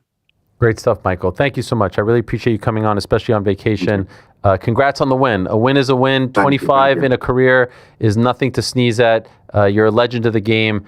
And, I think it says a lot about you. You come on, you answer the questions, you face the music, so to speak. Whatever you want to say, you're always a gentleman. You're one of a kind. Thank you. Thank you, Michael. Congrats. And we'll talk I appreciate you always having me on and speak to me. It's always a pleasure to speak to you, man. Thank you. Of course. Congrats. Talk to you soon. All the best. Take care. The one and only Michael Venom Page. What a guy. One of my favorites of all time. And didn't even think twice about coming on. From his perspective, I appreciate him. He's, obviously receiving some heat. It wasn't one for the highlight reel. He's had many highlight reel victories. And look at the names. You look at the names that this guy has fought in the UFC since coming over, since making his UFC debut in 2024. Kevin Holland. Ian Gary lost that fight. It was a close one, but he lost via decision and lost fair and square. Then the Shara Bullet win, then the Jared Cannonier win at 85. These are two tough guys at 85, moving up from 170 to 185 and then back down to 170 to fight Sam Patterson. Those names, Holland, Gary, Shara, Jared, are in one type of category. He's right about Sam maybe being a great fighter, but not having that name value. I understood where he was coming from. Now it gets really interesting. One fight left, he just told us. One fight left. Obviously, there are other, places right now popping up. He left PFL/Bellator. Can't see him going back, although it's a new regime. So it's really a whole different operation now. There is that situation which happens to have the same three letters as him that's on Netflix on May 16th. That's down the line. But when he came out to that song, I was like, oh, man. Look, it takes a lot of courage, a lot of balls to, I guess you could only have two balls, but big balls. It takes big balls to say what he said leading up to the fight, to be openly critical. I didn't think that he came across as a malcontent or disrespectful towards the brass. I thought he was wearing his heart on his sleeve. Open, transparent, honest. That's everything you want out of these fighters and why I love talking to them so much. And so he walks out to that song. You're like, oh my gosh, he's talking about his unhappiness. He's talking about his displeasure. It was great. I believe everything he said about the reasons why he chose that song. He admitted it. He said it was his feelings towards the brass, but also what's going on in the world. And everything he said was 100% bang on, spot on. I'm really curious to see what happens next. Who do they book him against? Do they give him a fan-friendly firefight type of fight against one of those names he mentioned? Do they give him a grappler who we know will try to take him down, smother him, all that stuff? Do they try to, have him lose on the way out? Do they try to make him look good and there's a million different directions here. This is going to be an interesting story to monitor over the next 4, 5, 6 months. One more guest to go, and then we'll get to your news and notes, and also some great super chats as well. In a matter of moments, we're going to be joined by the 24-year-old Shanelle Dyer, who is 7-1 in MMA, now 1-0 in the UFC. The Nightmare is her nickname. 3-0 in the PFL, by the way. She was on Contender Series in September. She lost. That's her only UFC loss. Only pro loss, not technically in the UFC. And they signed her anyway, which is a rare thing. That's how high they were on her. Now, 7-1 in MMA, trains with Brad Pickett over in London, but has over 100 Muay Thai and kickboxing fights, and started training in Muay Thai at age 9. So she's a late bloomer, if you will, as far as, UFC/MMA is concerned, made her UFC debut this past weekend in London, so a home game for her, and it was a tremendous second round win. Havana Oliveira was her opponent. She's had some great finishes. In fact, Jake Paul tweeted about her a few fights ago, her head kick knockout, and that went super viral. Like there's the tweet. I think we have the footage as well. This is the one that kind of put her on the map. Look at this. To the body, to the legs, and now feint, to the head. Bang. Look at that. Tremendous stuff from Shanelle Dyer. A lot of people think that she is a future champion in the making, and she's well on her way. Fighting at strawweight. And I was wondering why the PFL wouldn't keep her. They don't really have a strawweight division. They had a strawweight fight this past Friday, but they don't really have a strawweight division. So maybe they just felt like she was out of place. But she did get the opportunity to fight on that Contender Series card in September and had a tremendous debut this past Saturday. Team she trains out of in London that I mentioned, Brad Pickett, One Punch, legend of the game, former WECer, is Great Britain top team. So looking forward to talking to her, and now I'm being told that she is joining us. So without further ado, let us say hello to the aforementioned Shanelle Dyer, who was victorious on Saturday in her long-awaited UFC debut. Hello, Shanelle. How are you? I'm great. Thanks for having me. Oh, it's a pleasure, and congratulations on the win. First UFC win. Thank you. At the O2 in London. Has this sunk in yet? You get the bonus as well. How are you? How are you doing on this Monday evening? I'm so happy. I'm so gassed. Last Saturday, best day of my life, best timing ever. Oh, I can't complain. It's amazing. I'm sure it's something you've thought about, you've dreamed of. Fair to say this has exceeded your wildest dreams, your greatest expectations? 100% exceeded my wildest dream. Imagine I've been to like the last 5-6 UFC London, and then ever since I went to the first one, I've been saying I'm going to make my debut in UFC London, and I actually made my debut in UFC London. First fight of the night, came away with a sick KO and the bonus. Yeah, this is what dreams are made of. I'm so happy. Do you remember the first UFC London you attended? Yeah. Which one was it? Just after lockdown, 2021, just over lockdown. Remember the card that I had, the crowd of the year? That was my first ever UFC London. But I was like in the skies though. Wow. I was in like the nosebleeds, but yeah, atmosphere was amazing. And even at that point, you were saying to yourself and to others, you're going to be there one day. 3 years, give or take, I'm going to make my debut in UFC London, and it actually came into fruition. I've been manifesting this for like years, and it actually happened. But I worked hard, man. Ever since that point, I knew that I wanted to make my debut on that stage. I've just been working my ass off, and that actually happened. What is it like to think about something, to manifest, as you say, to dream about it, to put it into existence, and then there you are making the walk in front of your people at the O2? You're about, like, could you even describe what those emotions were like, what those nerves were like? What were you feeling as you were about to fight? I just had so much goosebumps. I remember saying in the back, I had nerves because nerves is good. Nerves keeps you right. It shows that you care. But I just remember reading this quote last week. It says, "Isn't this what you wanted? And this is what I wanted. How can I be nervous when this is what I wanted?" And I just honed it, gave me confidence, no pressure. Pressure just motivates me. I know my friends and families in the crowd watching me. They haven't watched me fight in ages, and they're all watching me. I just wanted to put on a sick performance for them. Yeah, so much. I've watched that clip about 1,000,001 times. Who are these people? So much of them. They're all my friends from like all around the world. Imagine people flew from like Bali, Australia, Thailand, Singapore, all just to watch me fight. And yeah, I'm so happy to put on a sick performance for them. Oh, that's amazing. I can't imagine what that must have felt like to rejoice with them afterwards. I read that you started in Muay Thai around 8-9 years old, correct? Yeah. And you were a little bit late to the MMA game. Is it not true that initially you weren't the biggest fan of mixed martial arts? No, I used to hate MMA because obviously I've done Muay Thai for so long and I love Muay Thai. Muay Thai is beautiful. Muay Thai is amazing. But unfortunately, you can't make a lot of money in Muay Thai. So I transitioned to MMA when I was 17, 18. It was either boxing or MMA, but I like kicking too much to do boxing. So I chose MMA at the end of the day. And yeah, I just thought MMA was a bit weird. I thought grappling was a little bit fruity because I didn't understand it. So I was like, why do I want to hug people, watch people hug people? Like, I want to just watch striking. So I just want to watch Muay Thai or K1. So I started MMA, but then I started appreciating how hard MMA is, how hard jiu-jitsu is. When I started learning, I started appreciating it more. And then, I could actually do this for a living.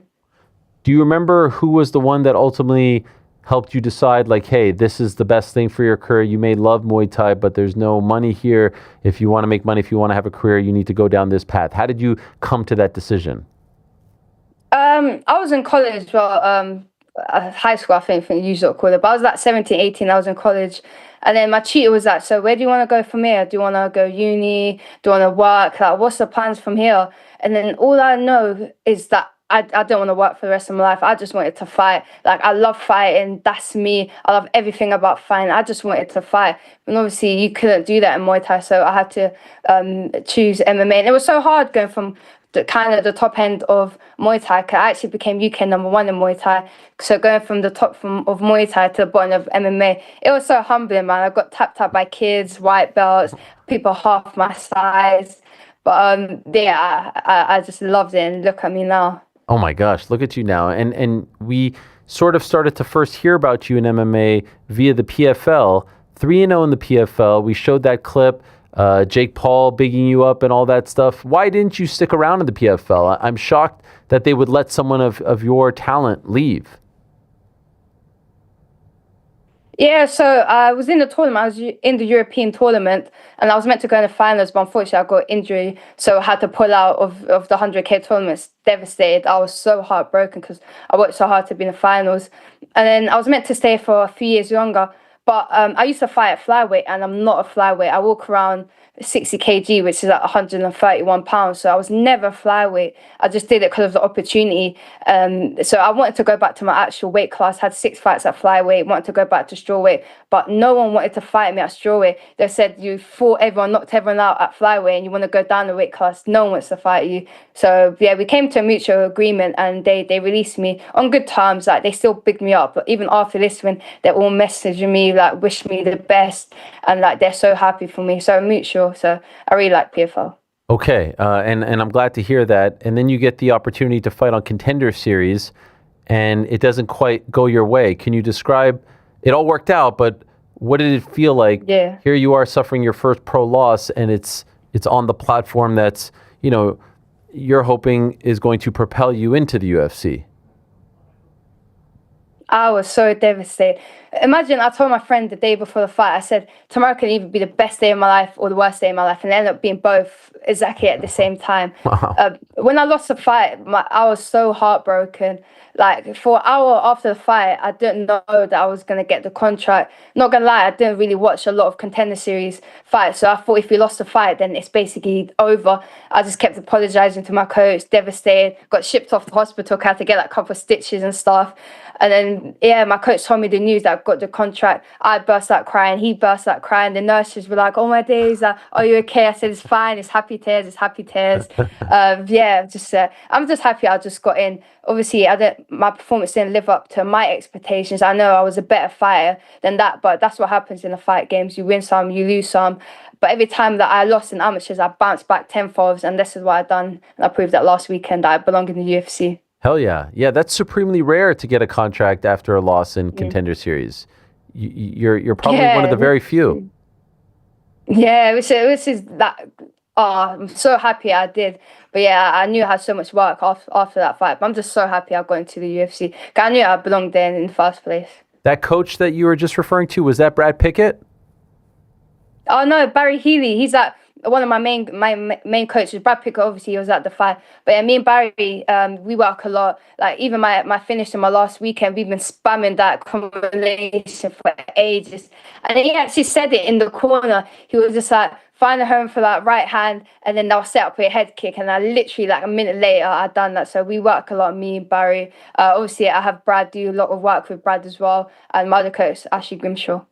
That clip of speaking of another great clip, when you found out that you were one of the bonus winners, that you won the 100K. Were you watching that live, or did someone put that on for you after the fact? This is great stuff. No, I was watching it live. Imagine like, I'm so happy. Yeah, I was watching it live. Imagine straight after my fight, I went back to the hotel, watched the whole card. I was hoping every single fight would be a bit boring so I could get the bonus. But even still, I didn't know that I was going to get the bonus.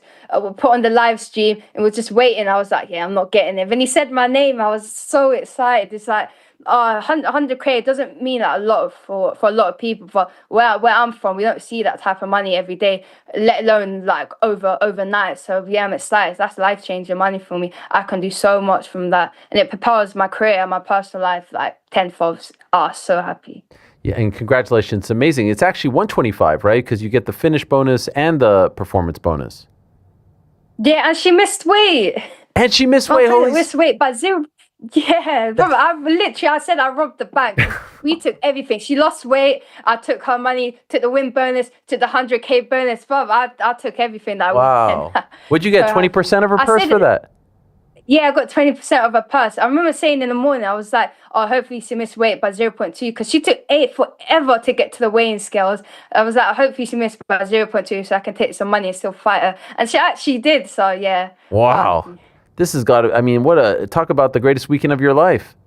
Literally, it literally is. I'm having goosebumps. It 100% is. Golly, I love it. I love seeing your like emotion. I hear you're a big anime fan.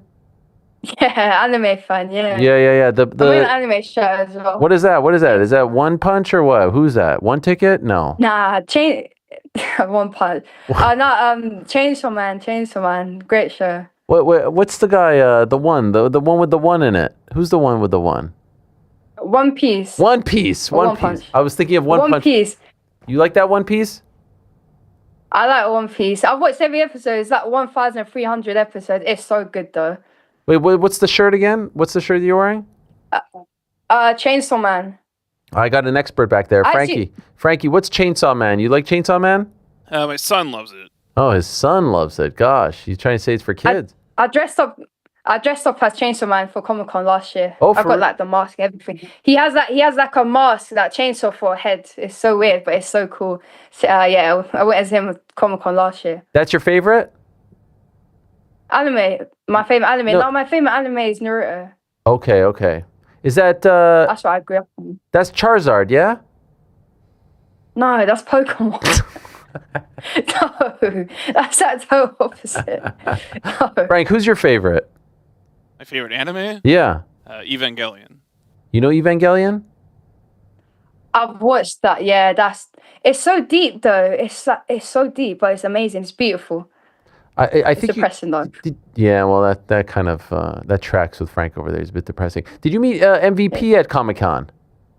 Yeah, I bumped into him last Comic-Con. It was so weird. It was like, it wasn't even planning. I just saw him. I was like, wait, is that MVP? And I was just like, it has to be because he loves Naruto. I dressed up as what did I even dress up as? Some show as well. So yeah, me and MVP, yeah, we just started talking about anime. Yeah, he's so cool. I love your Tokyo Revengers. That's what I dressed up as. So even though you love MVP over there, you were probably happy that everyone was booing his performance, so you can get the bonus. Yeah. Yes. I don't blame you. A lot of people, like, my mom came to the show for the first. She hasn't seen me fight since I was 9, and she was like, "Yeah, my fight was good." But she was like, "That one guy, he didn't do anything for 3 rounds. He was just bouncy." Oh, I was like, yeah. Who was she talking about? Sam or MVP? Maybe she was talking about Sam Patterson. MVP. God. MVP, both of them, but MVP, yeah. She's throwing shade, huh? Your mom hasn't watched you fight since 9? Like, she didn't go to PFL, nothing? Nah, because a lot of my fights has been abroad or like away, and she works a lot. I think she came to like my first ever fight when I was 9, and I lost, and I said, "You're not allowed to come again." I think she took that too seriously. Wow. No, she supports me. No, she supports me a lot. She loves me, but yeah, this is a chance that she got to watch me fight live. And yeah, I put on a sick performance for her. What about your siblings? You have 5, right? Yeah, 5 siblings. My 2 sisters came to my fight. My other siblings, they were a bit busy with like work and uni and stuff. But yeah, they all watched me. They're so excited. Had they ever been to one of your fights, your sisters? Yeah, they have, but only like amateurs. Okay. So they haven't seen me fight in ages. I haven't fought in London in like, 5-6 years. So yeah, they all came out to watch me. So they're so happy. My younger sisters, they think I'm famous now. All their friends are like showing me. They're like, oh, you're all over TikTok. Like, you're famous, which is sick. I think you are I'm like famous. the cool sister now. I mean, you're winning via incredible finishes in the UFC. I love seeing all your pictures with all the famous guys. We showed you and MVP. What about you and Izzy back in Thailand in November? What was this one like? Izzy, he's my favorite fight of all time. If it wasn't for him, I probably wouldn't be in this position. He's so inspirational. He's literally the definition of the coolest person ever. He's so cool, man. He loves anime as well. So the whole weekend we just talk about anime. He taught me so much. Like, one of the main things he taught me is just to be myself. Like, hone the opportunity, enjoy the opportunity, and just be me. And that's what I did. Oh my gosh, he's fighting this weekend. You know this, yeah? Yeah, I know. How you feel about that? Yeah. The fight. I think that's a good fight for him. Like, as he said, he solidified his legacy. He won the belt. He's defended the belt.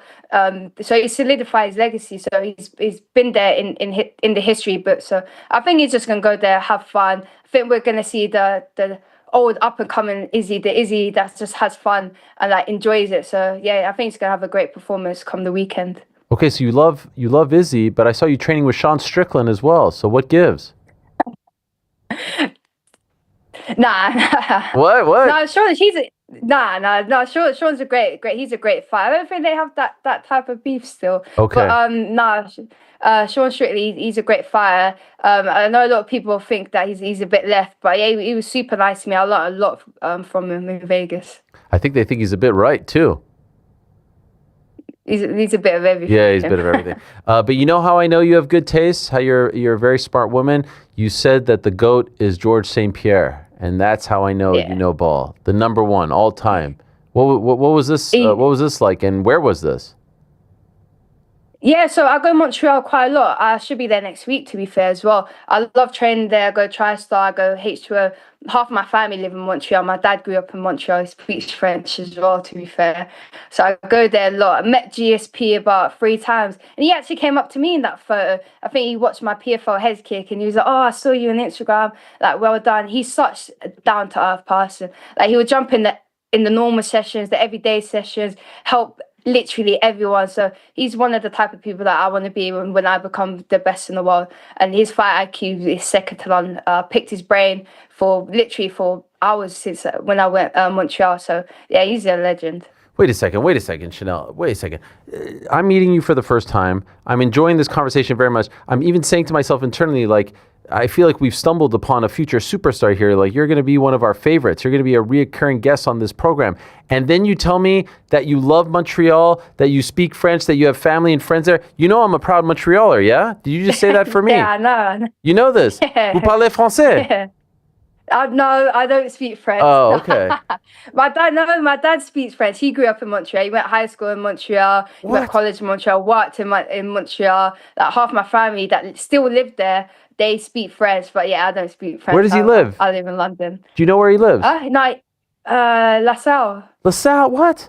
Your dad's a LaSalle guy? Where do you go to school? Yeah. I don't know. You have to ask him. La Salle. This is a huge revelation for me. La Salle on the West Island as well. The West. So you're one of our own. We could claim you. You're one of our own. I can. I am Canadian. I can get a Canadian passport as well. I'm gonna get one. What's stopping you? That's long. It's just long, yeah. But yeah. I only started going to Montreal like the last 2-3 years. But yeah, I'm definitely gonna go a lot. I'm going there next week. So why are you going next week? Try get one. Just for a little break, see the family, Easter holidays, get some training in. I go TriStar a lot. I think every time I go TriStar, my grappling like levels up tenfold. So I want to bang out my grappling a little bit more. Oh, you see Arnold Allen there? Yeah, but I met Arnold Allen. Obviously, he he used to live in England, so I used to be around him a lot. But obviously, he trains a lot in Montreal. So yeah, I've known him for ages. So we're friends online, friends in real life. He's a cool guy. Oh, this is amazing. So when you fight, I could chant, "She's one of our own. She's one of our own. Shanelle Dyer. She's one of." I could say that. Yeah. Yeah, you can do. Yeah. Hell yeah, Obviously. that's a great revelation right there. Can I ask you, Shanelle, not to change the mood here because this has been tremendous. I heard a story regarding your nickname, the Nightmare. Do you mind telling us where that nickname comes from? Yeah, so I started martial arts when I was about 17, 18, started at Team Underground.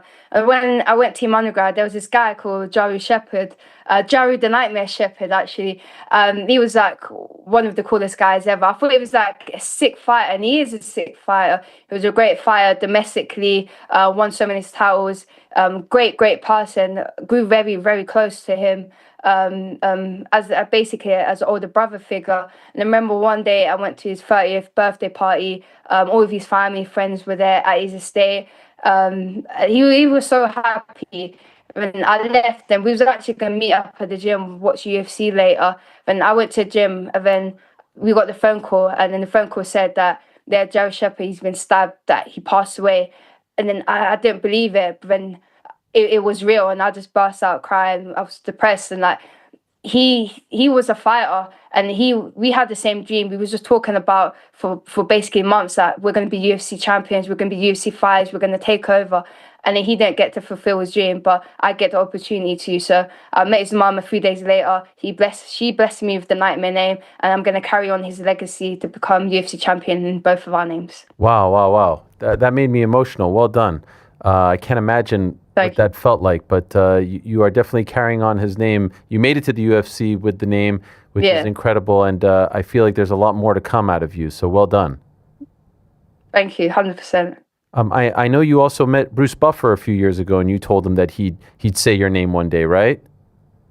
Yeah, I met him at the UFC hotel after, I think it was the first or second UFC London I went to. Yeah, I met him at the hotel. I was like, yeah, you're going to be calling my name one day. I said, you're going to be calling my name in UFC 400. I said last week, he said, you're going to be calling my name in UFC 500. He said, oh, if I make it to there. But yeah, I said that. I've talked it into fruition. It's incredible. By the way, did they ever find who murdered your friend? Was that person ever, brought to justice? Yeah, so they found who murdered my friend, but I think he kind of had a bit of psychological issue. So yeah, I think he's like into like a mental hospital now, and they're going through the process. Okay, I understand. I hope it works out, and that is an awful situation. Yeah. But, amazing backstory to the nickname. Also, is it not true that John Jones, I think, wrote on one of your posts, and you were too afraid to talk to him or something like that? No, wait, what? No, he commented on one of my posts, and I think I sent an emoji back or something like that. After I got like a head kick here, I think I just replied. But yeah, I said that if he called me or whatever, I was going to be too scared to talk to him. Okay. No, he just commented on my post. Man, you've got everyone talking about you. You got Jake Paul tweeting about you, GSP wanting to speak to you. It's good to be you. Yeah, I'm so excited. Like every time I get like, not even like a little bit down, I just go on my phone and this person's following me, this person's saying this. I'm just keep going high. Like every time I feel like I reach the peak, it just gets higher and bigger and bigger and bigger and bigger. But yeah, I just enjoy it. I live for these moments. I just want to keep getting better and better so I can keep getting bigger and bigger and bigger moments. And I know it's gonna happen. Like I can't wait to go back to the gym, improve from my last fight. My last fight was sick, but obviously I can do better and just get better and better and better. Keep fighting and keep climbing the rankings. That's what I want. I thought you were going to say, just when I thought it couldn't get any better, I'm on your show, and that's really the pinnacle. That's better than walking out at the O2. I thought you were going to go there, but you didn't quite. Nah. No, I want to be in your show from the beginning. To be fair, that's like I have a list, and it says one of my goals for this year is to be on the Ariel Helwani show, and I ticked that off after my first fight, which is sick. Hell yeah. That is amazing. How soon do you want to return? June, I want to say. Okay. Obviously, I'm going to Montreal for a week or two, so I'm not with my camp GB Top Team. So I like to do my full camp in GB Top Team. That's my team. That's my home. So I want to do full camp. So June, that's the plan. June, latest July. I want to get 3 fights minimum this year. I just want to fight. I do my best when I'm active, and I want to be active. And how far away do you think we are from, I say we, capital W, from, being in that, I feel like strawweight could use a bit of an oomph right now, some new blood. How far away do you think we are from that? I think it could be next year, especially if I get like 3 fights this year, and then I have 3 fights next year. Definitely by the end of the next year, I think I'm going to be ranked. Like my style speaks for itself. I'm excited, I'm explosive. Every time I fight, I come up with like something mad, like something iconic, something memorable. So I think my style is going to pay dividends. I think the UFC is going to try to push me, put me like main cards, fight exciting fights for me, and just push me up, work my way to the belt. But I don't want to fight for the belt soon. Like I want to fight for the belt when it's right. Because when I win the belt, I don't want to give it up. I want to retire UFC champion about 13, 14 years. So I have ages. So biding my time, gaining experience, having fun at the end of the day. Amazing. So great to meet you. Wow. This has been a lot of fun. I've really enjoyed it. Congratulations on your incredible success, an incredible debut. I mean, it's the stuff that I would say dreams are made of, but you seemingly exceeded all your dreams because it was that damn good. I hope you enjoy more success and that more great things come your way, and it's going to be a lot of fun to watch you climb the ranks and follow your career from here on out. So nothing but the best, Shanelle, from us to you, and thank you so much for coming on today. It was great to have you on. No worries. Thanks for having me anytime. There she is, the nightmare, Shanelle Dyer. What a great debut, not only on Saturday, but on this here program. Wow, it has been a while since we've had a guest make their debut on the show, and I was left she took my breath away. She was so great. She was amazing. What a joie de vivre she has. What a personality. I hope the chat enjoyed that just as much as I did, if not almost as much, because that was so much fun. I love that. Guys, how great is Shanelle? Is she not amazing or what? Hard not to cheer for her. She's unbelievable. Great personality, exciting fights. Golly, she just seems excited about what's going on. Yes, she's amazing. I really, really enjoyed that. You're biased. You're in the bag for her now. The Montreal connection. The Montreal. I didn't even know the Montreal thing. Just I was thinking to myself, call it like it is. This girl's incredible, and then she mentions the Montreal part, and I'm like, We're birds of a feather here. We need some energy. We need somebody with some oomph, some enthusiasm, and she just feels like she's kind of like exploding off the screen. And when she fights too, she's fantastic. Unbelievable, and especially strawweight. Strawweight's been a little bit. We need her desperately at this time. So if she can string a few together, it's going to be fun. Man, throw a nice little uniform on her. Make her look like everyone else. Could you imagine someone like Shanelle walking out with some sort of anime costume, Well, her and MVP would have probably both done it on the same night, too. It's crazy. What was that? Chainsaw Charlie? Which one was it? Chainsaw Man. Chainsaw Man. You know that one? Yeah. Okay, but you got to admit, when you said Charizard, you were trolling. Negative 10,000 aura, right? No, you were trolling. You had to be trolling. You were definitely know that shit is Charizard. What was the other one? I know Pikachu. There's Charizard and there's the other one. The other one. Who's the other one? Blastoise? No. Everyone stop chatting shit. Mewtwo? No. There's another one that my kids always used to talk about from Pokemon. There was Charizard. There's like 3,000 of them. You got to help us out a little bit, bro. No. Snorlax. Jigglypuff?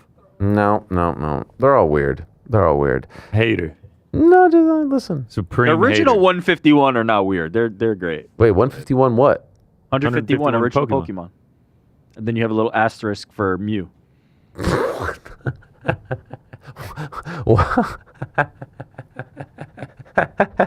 think we're losing viewers. Why 151? No, we're gaining viewers. Why That's just 151? what the number was. It's like the 31 flavors from Baskin Robbins? No, it was actually the creators drank a lot of wild turkey 151 while they were making it. Is that true? Yeah. You're shitting me. Yeah, it's not true. Oh, okay. I don't think the creators of Pokemon were alcoholics. I mean, who knows? kind of Who's seemed to like check? they were. Who is to check? All right, more news and notes, fellas. Obviously, the saga between Dana White and Eddie Hearn, very much in focus. Actually, both had shows in London over the weekend. I thought that was interesting. Eddie didn't show up to the O2, neither did Tom Aspinall this time? Anyway, here is Dana White speaking about Eddie Hearn once again. He was asked about Eddie Hearn. Here's what he had to say. In terms of the growth of Zuffa Boxing, so I actually asked you about the ideas you had for Zuffa Boxing back in 2018 at the Darren Till Stephen Thompson post-fight press conference. So you've been having this vision for a long time. You have well and truly took the sport of boxing by storm. The beef with Eddie Hearn is a surprise to a lot of people because he's said over the years that he's modeled matchroom boxing over the UFC model. Did you think that his signing of Tom Aspinall on a management basis was a direct retaliation to you signing Conor Benn? And what have you made of this whole experience between you and him? Because you were friends at one point. Yeah, I don't know what the thought process was. And doing, Eddie was coming out saying, I look forward to competing with him. And, there's things that they don't know about boxing that they're going to learn. And then 2 weeks later, he's a MMA manager. I don't get the move, but... How is that going to work in a sense of negotiations? Because from his perspective, he'll feel like he might want to be in the room or be on those calls with you.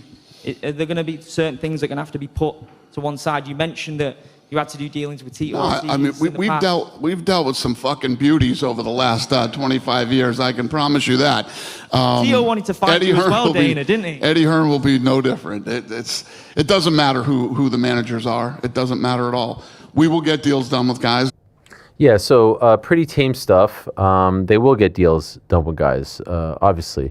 They'll even go directly to the guy. It doesn't really matter, ultimately. And I said that after the Tom Aspinall news came out. Tom Aspinall, though, was not at this event, as we said. And as of right now, we don't really know when he's coming back or what his status is with the UFC. Eddie Hearn was asked about Tom Aspinall's contract over the course of the last few days regarding, what he thinks of it all.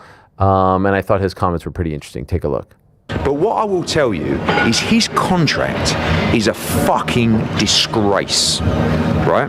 A disgrace. And I cannot believe the money that he is on when you look at the commercial revenue that his fight would generate against a Pereira or against again in a rematch. And honestly, if I'm Tom Aspinall, I'm looking at that contract, I go, I don't even think you should fucking bother me. Wow, a disgrace, an effing disgrace. Eddie really... He's bringing it strong. After John Jones tweeted what he did about the $15 million, Eddie weighed in on that as well. Take a look. John Jones also came out and said that he only got offered $15 million. The UFC wouldn't go above it. Obviously, he's 15.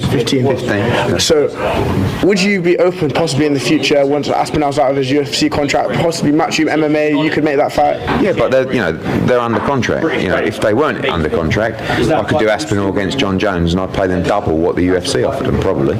And so Eddie continues. I watch all the interviews. I watch all of Dana's interviews. I watch all of Eddie interviews, and Eddie is cranking it up a little bit, guys. Eddie is definitely cranking it up, and I think the role that he is playing right now is that of a disruptor. I think he is trying to stoke the flames. I think he's trying to, agitate, rally the troops, so to speak. And I know that the fighters are paying attention. I know that they are listening. The question is what they will do about it. Obviously, it meant something to Tom Aspinall because he, went into an agreement with him. But I think that's what he's trying to do right here because he continues to talk about the state of the contracts. He continues to say, hey, if they were free, I would have offered them double. And people are reaching out and people are doing this and people are doing that. Dana's MO at this point seems to be like, let me diminish, let me minimize, let me try to say like, we're not bothered, this doesn't matter. And it's going to be interesting to see how this plays out. Zuffa Boxing scored a massive victory last week. There's no doubt about it. Zuffa Boxing scored a massive victory getting that Sky Sports deal. The Sky Sports deal is extremely valuable. It's extremely lucrative. This is not a time buy or anything like that. They're a thing. They're a powerhouse. And if I'm a Sky, if I'm a Netflix, if I'm a USA and NBC, all their partners, like you have Dana White, you have Nick Khan, you have Mark Shapiro, you have Ari Emanuel saying, hey, this is our latest venture. This is our newest thing. 4 fights in, 5 fights in, 6 fights in, 1 fight in, those guys are going to sign up. They're going to sign up 100%. Like people are misjudging and misreading Zuffa Boxing. This is not Zuffa Boxing's final form. A, it's going to look completely different in a year or 2 years. B, it's not going away. And you could walk in as a Nick Khan who knows everything about this business. He knows every single power player in this business, has made a deal with every single person in the TV business. You walk in there and say, I've got this new thing, 4 fights in, don't worry, it's going to be looking like this and that in a year or 6 months from now. It's very easy to make that deal, given the track record. Ari Emanuel, Mark Shapiro, like on the hierarchy, it's just like, it's like one of the all-time greatest quartets in TV history. So for them to score that deal so soon into their run is A, not surprising, and B, makes all the sense in the world. If I'm Sky Sports, if I'm Sky, I want to be in business with these guys because I'm sure they'll say, hey, we'll promote you on UFC, even though it's not on Sky. We'll promote you on WWE, even though it's not on Sky. Like, it makes all the sense in the world. And so for them to take over that very important piece of real estate is a massive, massive, massive victory for them. In this ongoing war to win over market share, and now you're kind of like encroaching on Eddie territory. That's what makes this super interesting. That's his neck of the woods. Now, I know Matchroom is doing shows. They did a show in Orlando this past weekend. They do shows all over the world. Australia coming up. Our country, United States. They're everywhere. Obviously, the UK is their bread and butter. That's their home base. And so for Zuffa to now say, hey, we're planting our flag with the biggest broadcaster, cable broadcaster in the country, in the UK and Ireland. That's a massive win for these guys. Massive win for them.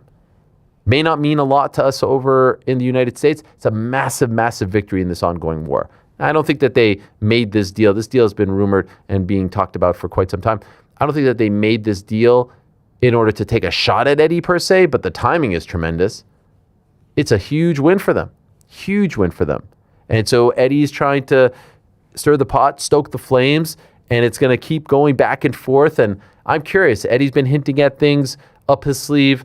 You know, Dana has been hinting at things up his sleeve as well. This has become the best rivalry, the best feud. When we do the awards at the end of the year, this might be our rivalry of the year because it's not going away and it just keeps getting more and more interesting. Now, the next piece is April 11th, rapidly approaching Tottenham Hotspur. Let's see how that plays out. I saw Eddie say in one interview that he's going to be there. I don't know if he was being facetious or joking.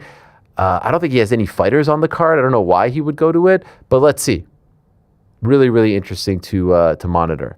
But I thought that deal was great. And the boxing business is starting to clean itself up in the sense that, okay, so Zuffa got this deal. We know about the Top Rank deal. Many reports saying that Golden Boy and DAZN have come to an agreement as well. So there aren't a lot of players that are out there. We obviously know about MVP and ESPN, Netflix.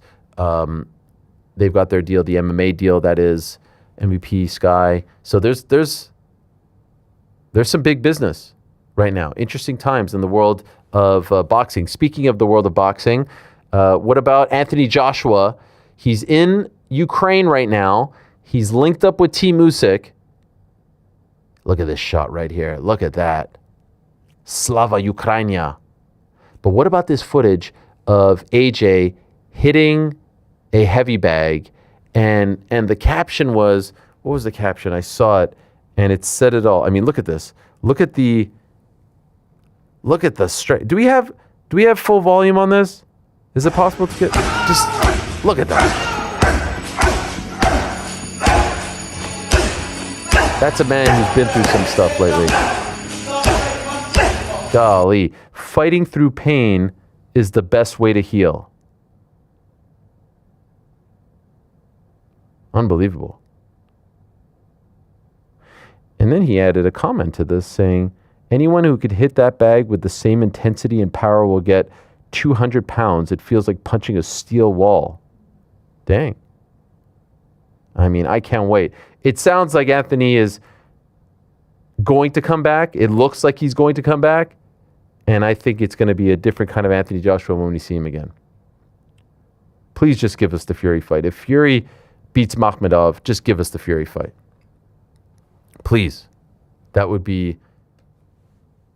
We don't need anything else. We really don't. We really don't need anything else. David Feldman had a show this past week. Afterwards, he teased some big news for BKFC. Take a listen to this, my friends. The Hard Rock has been sold out 15 consecutive times. With that number in mind, will we ever see the BKFC move to a stadium, maybe like Hard Rock Miami? Are you reading my fucking mind? Are you reading my mind? At the end of the summer, we have something penciled in. It'll be the largest fight that BKFC has ever done, by far. I'll give you guys a little hint by saying 37,000 attendance. So, if my man wants to call himself the cash cow, he needs to step up for that fight. That's the one. That's the one. Guys, any guesses as to what he's referring to? What could draw 37,000 for BKFC? You guys are aficionados. Yeah, I don't know. Mike Perry? Harry Till? How many times Who's calling himself No the cash problem, cow? mate, yeah? Is it him? I don't know. My favorite part of that is the David Feldman. Are you reading my mind right now? Effing mine. Everyone's going crazy. Everyone's clapping at the press Are conference. you reading my mind? These press conferences are crazy. Did you see someone asking for a job at the UFC press conference? Sure did, yeah. Crazy. You see this, Rick? I think the Zuffa boxing announcer, no? For the Well, I don't know, Ireland but show? I think he was asking for that, yeah. It's just Felt wild. like an interview to me. It was wild stuff. Also wild, what about Armin Sarukian and iShow Speed with a bit of a link up, guys? I know you're a big fan of Mr. Speed. What are they doing here? Do we have any volume here? What are they talking about, these guys? They're not talking about anything. They're wrestling. Oh, they're just wrestling? Yeah. To some commercial music Okay. that we can't play. Just a bit of a link up there for Armin. Of course, he's been linking up with Khamzat as of late. Here's Khamzat Chimaev calling him, dare I say, fat? I can? Yeah. You sure? Am I allowed to eat one more? Yeah, till I find out what we're doing. Okay. Don't give any more, coach. He's too fat already. Golly. Too fat already is not very nice. We showed you Anthony Joshua hitting the heavy bag. They said recently that Islam Makhachev was injured, but here he is also hitting a heavy bag and looking quite healthy. Did they say it was an injured hand? Doesn't look that injured. Later, Graham? What is that? That's a story. That looks like, Yeah. that's recent. Let's go. Islam versus Ian Gary. That is the one. Back at it. Islam Makhachev. That is good to see. Speaking of great to see, what about Kayla Harrison? Kayla Harrison, the bionic one. Back at the gym. Look at that. Look at Kayla. That's a great shot. She's freaking back. God, I wish she would have been given that opportunity to fight at the White House. It just didn't work out. She's had ups and downs in her life, but she always comes out on top. And I'm happy to see that she's at the gym and hoping that everything works out for her and we get to see her back at some point this year against Amanda Nunes. Alex Pereira is gearing up for his heavyweight debut at the gym, sparring with Big Plinio, or maybe I should say Small Plinio. Look at Alex. Look at those arms. Alex looking big. I see some people breaking down the Alex footage saying that he's going to get smoked. You see this? You see this narrative that Cyril's going to smoke him. What is the justification? I need he can't move.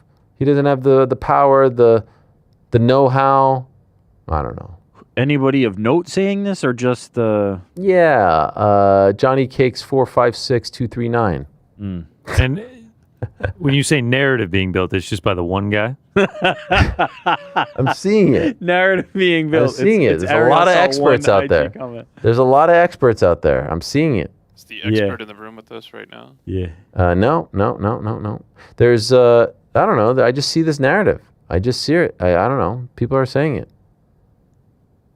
I would say to discount Pereira at your own peril because it feels like we've been doing that a lot in MMA, right? Alex Pereira is one of the biggest all-time not supposed to be here guys ever. Like he was supposed to be what Israel Adesanya said he was supposed to be. He was supposed to be the guy at the bar that said I beat him once, and he turned into everything that everybody else expected him not to do. He has accomplished all of it. So yes, he's the last guy you probably want to doubt in all of combat sports. He's unbelievable. He really is, and I'm very much looking forward to that fight. What about, we spoke to Iwo earlier. What about Mr. Jan Blachowicz, the original Mr. Polish Power himself? He did a half marathon over the weekend. Look at this guy. Is that a beer? Yeah, hell yeah. Golly. What is that? A beer during the half? Have you done a half, GC? I have, yeah. I did one a couple years back. I actually just signed up for one this fall. Come on. Signed up for it last night. Yeah. Wow. Yep, locking in. Man, we're different because just yesterday I told my wife, one of my goals for this year is a 5K. You do a 5K, I'll do it with you. I would love it. Oh, wherever I got to go. Whole team, come on. I don't know why. I want to do the whole, like, get the number, get the bib. I want to have that feeling of accomplishment. You can do all that. We could even sign up for a 5K they'll give you a medal for. Okay, can I offer a piece of homework? Don't they have like 5Ks every day? Yeah, we can find there every weekend. Yeah, every weekend. That'd be nice. Let's do it. Can we do one? Can we get one of those like live view things and do it live on the program? How long would it take for us to do a 5K? 30 minutes? Yeah, 30-ish minutes. Easy work. Easy work. I could do that. It was a tough weekend for our good friend Wingsy, guys. He moved up to the pro ranks and You said that kind of weird. Wingsy? You mean Wingsy? Wingsy? No. Wingsy? Wingsy? Is this like Banksy? What is Show this? me the knife. You know that from Nutty Professor? She showed me the knife. Oh, I didn't notice the head hitting the cage like running that. into the cage after. Wingsy, isn't that his name? Winged C. You've never seen This man is getting brutally knocked out, and you're like, the Nutty Professor? You seen it? It's not Nutty Professor. Wingsy? It's old school. She showed me the knife. Wingsy. Come on, no one's seen Old School? I've seen Old School. This is not like a core memory for me. Oh my God. We actually... You do pick of the most all the obscure. lines, You like, always pick the you're most my boy obscure. Blue, Yeah. break the tank, Yeah. we're going streaking, and you're like, Wingsy? What the fuck is that? Frank, you've heard this? No. You haven't heard? You're on your own with this one. Oh my! I bet you. By the way, I bet you if I called my wife right now, she would tell you. You and her have a thing for sure where you just pick. Well, also, you are repeating it ad nauseum to her. Therefore, she's like, No. recruited This into one's your, her. into your thing. I'm going to tell her. What is the actual quote? Winsy, she showed me the knife. What? Wait. Jacqueline. Yes? You're live on the air right now, and I want you to tell the world, if I say to you, what's your favorite line from Old School, the best line in Old School, the movie Old School, what would you say it is? Don't let me down. Now I'm getting nervous and I can't remember. Come on. I don't know if I'll have time. No, not that one. You're Winsy. You're my boy. Winsy, if you drop out of school, I'll kill you. And then? The knife. I said it. I'm breaking up. Oh, what'd you say? You. What is it? Say it. Winsy, if you drop out of school, I'll kill you. She showed me the knife. Yeah, there it is. All right, thank you. You're forgetting the real best line. Oh. We're gonna go to Bed Bath & Beyond. No, everyone knows that line. We like the obscure lines. All right, I'll talk to you later. Bye-bye. Bye. She showed me the knife. Yeah, iconic, man. Yeah, here's the exact quote. Shout out to Jack. You got it? Oh. Do one. No. Get one of those like live view things. Oh, here it is. You got the quote? What was that? Yes. Him from See, 3 minutes ago. Weensy, the character says, "See, I'm the first one to go to college in my family, and when I left, she said, Weensy, if you screw this up, I'll kill you. She showed me the knife." She showed me the knife. When I left, she said, Winsy, if you screw this up, I'll kill you. She showed me the knife. There. What an iconic line. Who could forget this moment? This iconic line has 52,000 views on it. Yeah, it's obscure. I mean, but it's iconic and obscure. No? Weensy. That's who I think of when I see that guy. When you see Wingsy? Yeah. Is Winsy. Has Winged C been fraud checked? Oh boy. Were there allegations that he wasn't? I was about to say. Did we ever move beyond that? I don't got know. aura. He's got aura. Guys, speaking of which, I'm always fascinated by the world of pro wrestling, and I'm not quite sure what's going on with Logan Paul. Is he working towards a match against Tom Brady? Surely you've seen this over the weekend, right? Yep. What's happening here? So they had a little thing. Here's Tom and Logan. He's talking smack to him. Apparently, Logan killed it in this flag football contest over the weekend, and then he posted a video like talking smack to all the football players. Are we working towards a Tom Brady match at WrestleMania or some sort of involvement at WrestleMania against Logan Paul? That's what I feel like we're working towards. What do you guys think? Nah. Maybe I'm mistaken, but isn't Tom a big doesn't he like wrestling? There's that. There's when we were at Fanatics Fest. Well, he's boys with Michael Rubin of Fanatics in business with WWE. There's two. It all started with Brady saying something about wrestlers kind of being like fake pansies, whatever, not tough guys, wusses, all that. And then all the wrestlers respond. This feels like a perfect WrestleMania cameo. Saying it's all a work. This feels like a work. Did you guys watch the whole flag football game? No. No. Did you? No, I didn't watch a second of it. Was it like well attended? Couldn't tell you. Wasn't Turkey and them involved? I don't know. Didn't even watch a highlight. It was supposed to be in Saudi Arabia, and then they moved it. Yeah, I did know that. Yeah. All right. Who's to check? Yeah, who is to check? I did want to end on. check? I did. Thank you, Bob. I did want to end on somewhat of a positive note. Did you guys happen to see? So I did an interview with Randy Cruz of a podcast called 2 Out of 3 Falls, and he asked me if there's one pro wrestling figure that I haven't interviewed, who would be at the top of the list if I could interview one person. I said I've been very lucky. I've talked to them all, right? I mean, like I feel like I've been super lucky, from my all-time favorite Bret Hart to Triple H to Paul Heyman to Roman Reigns to CM Punk to Cody Rhodes to everyone in between. Torrie Wilson. I mean, we've talked to them all, right? I said John Cena has actually been one of the guys that I've never talked to, and I'd love to talk to him. I was never a huge Cena guy, but great respect for him, and he always comes across great. I saw this clip, and I thought it was a nice button to today's program. I know we still have super chats, but this is John. I mean, just look at this guy. Look at how great he is. John Cena over the weekend. If you ever get to be on the red carpet and ask a question to someone, sorry, the other one. Let's go with that. That's the other one. Let's go with this one first, from the MegaCon event. I'm going through cancer, stage 4. Okay. And I just had a spinal fusion. Okay. And then I had a brain tumor. Okay. And you were the one to make me fight. Okay. And next week I just found out I need more surgery. Okay. I wanted to know if I could hug you or see you. Absolutely.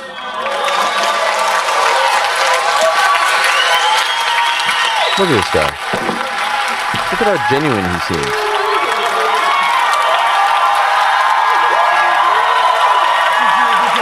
And he continues to hold on to him, and is clearly saying something to him.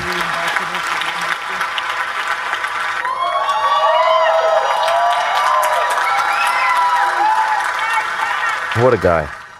It reminded me of a clip that I saw from last summer. Did you guys ever see this this clip of John on a red carpet prior to one of the movies that he's in? Does anyone know which movie it was? It was like the Heads of State. Heads of State. What an interaction. I mean, this is just this is red carpet interviews are just sort of, kind of empty and soulless. This to me is the apex of red carpet interviews. This is like one of the greatest interactions that I've ever seen as far as a celebrity speaking to a red carpet interviewer. Take a look at this. If you ever get to be on the red carpet and ask a question to someone, either living or dead, who would you have loved to have a conversation with? So if we get to swap places and I get to ask you a question, you flew in when? That's not my question. You flew in from India, correct? Yes. When? I flew in yesterday. And how long was the flight? My flight was from Bombay, Abu Dhabi to London.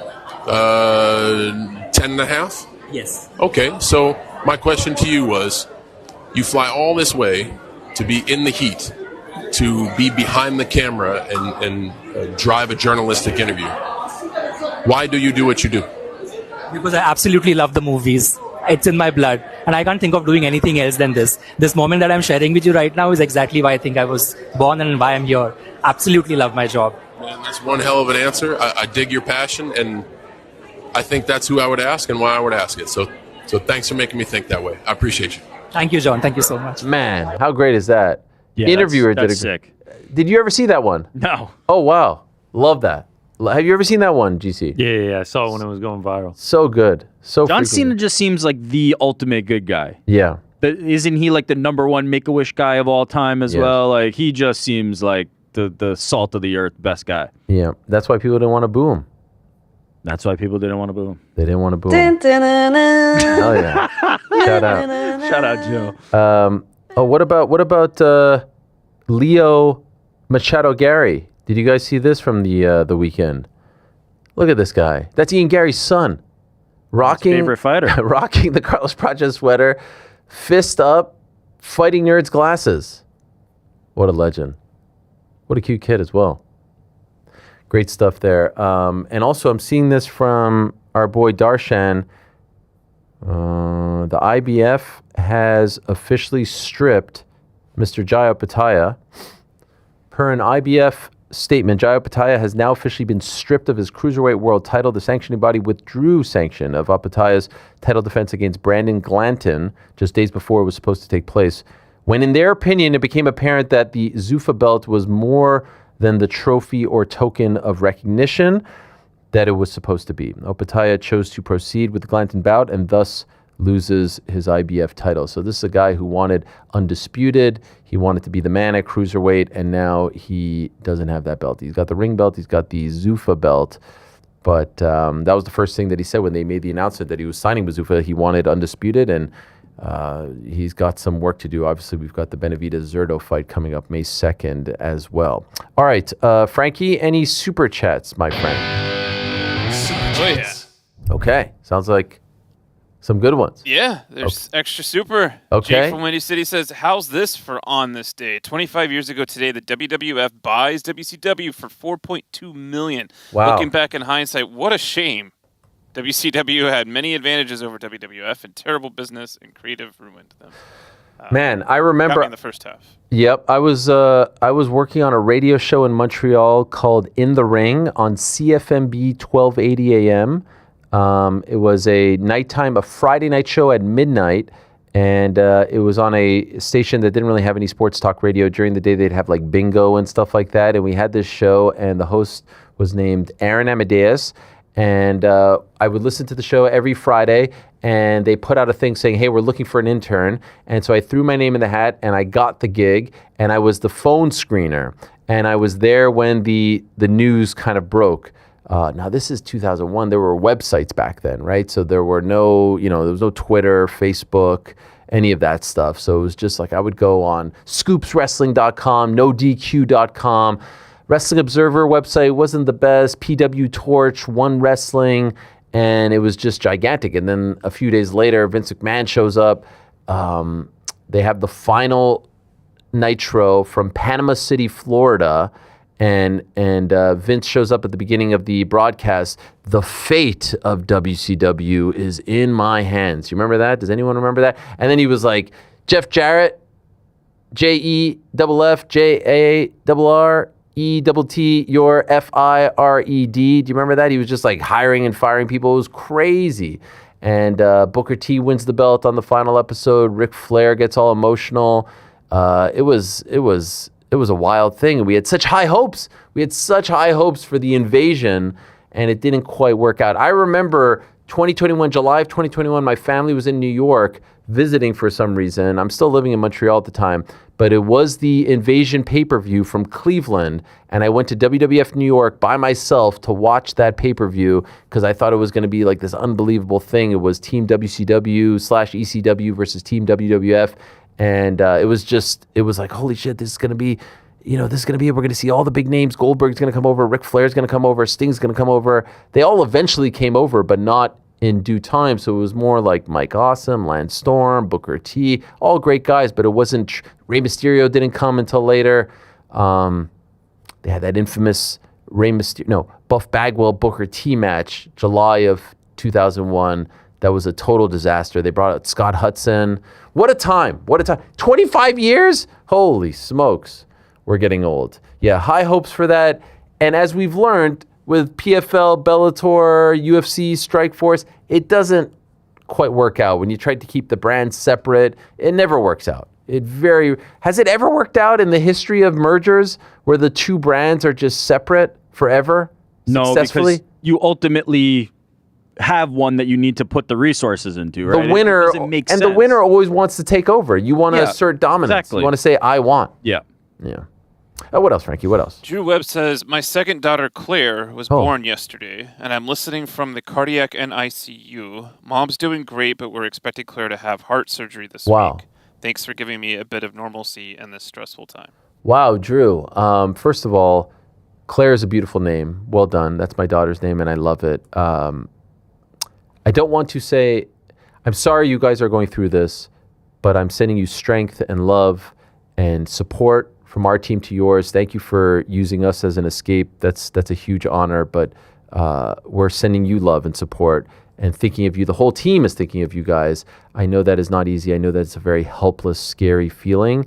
And we give you a big hug, man. Much love to you and your family. And I'm praying that everything goes your way and that everything works out and that she makes a very speedy recovery. I know many families that have gone through that, and it is scary, but everything works out, and there's a great life ahead with no obstacles. And I'm wishing the same for you, your wife, obviously Claire as well. So congratulations, well done, and please keep us posted. And don't send in a super chat or anything like that. I appreciate you doing that, but please keep us posted, and much love to you and your family. And we are all hoping and praying that everything works out, and we know everything will work out, and you'll be better off and stronger. And we're sending you that love and strength as well. What else, Frankie? What else? Would UFC break their business model for McGregor? What is their business model? I don't even know what that is even referring to. Who's to check? Yeah, who is to check?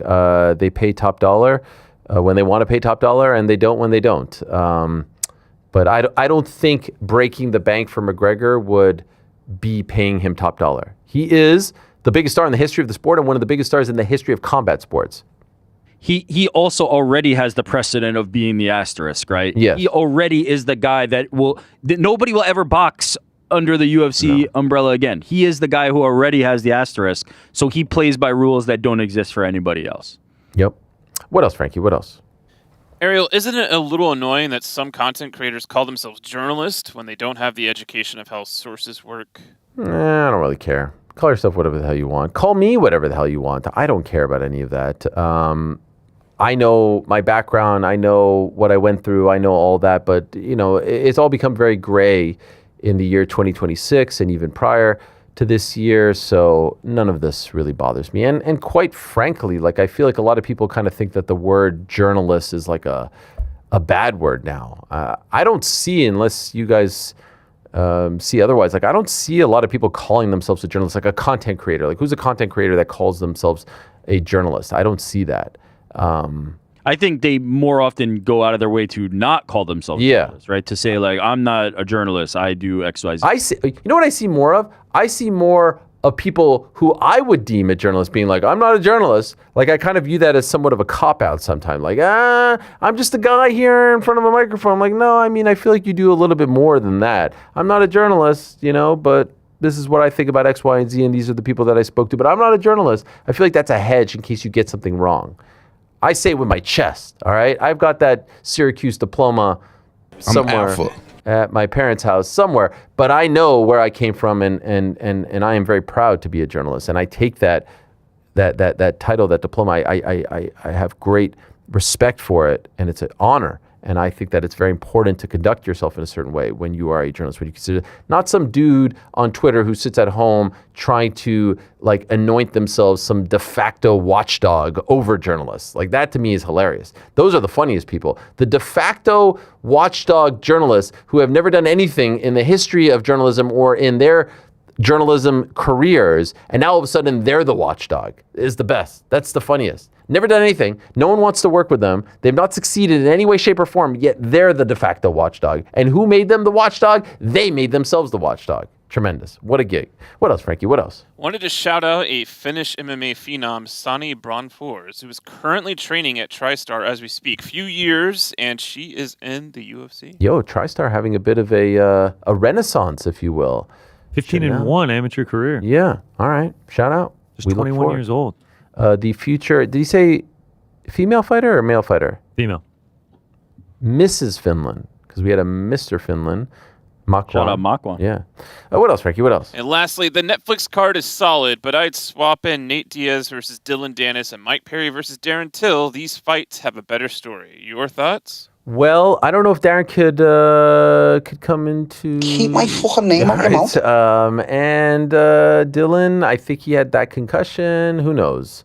I'm totally fine with Nate Diaz versus Mike Perry. I like Nate versus Mike Perry, but yeah, Mike versus Darren has to happen I at mean, some we've point. been talking about it for what? Yeah, it just has to happen. 7 years now. Is that the big fight that Feldman was teasing? Could it? I can't think of a bigger fight for Mike Perry, right? Like that, or Nate is obviously 37,000.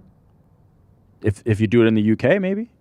Yeah. Is there anyone else you could get that would do 37,000 for BKFC? It has to be Perry, right? Named Connor. Yeah, besides Connor, come on, Connor's not stop. happening. But Perry's fighting in May in a fight that could be like a pretty bloody affair, right? Like he could get. He's fucking Mike Perry. I know. He'll be fighting in a week. But this after guy's that. talking about a fight in August. What do you say? August? That's in 3 months. Great. 3 months after the May fight is what I mean. Yep. You reading my mind? Effing mine. Gentlemen, let me just see something. Sorry, there's two more. Oh, okay. They came in at the last minute. I want to get the boys in the back of beer in Seattle. Oh, I appreciate that, Super Rich Ali. Yes? You don't have to do that, though. Why not? Just come say what's up. You don't have to buy us a beer. All right. Give us the itinerary for those that may not know. What do you guys got?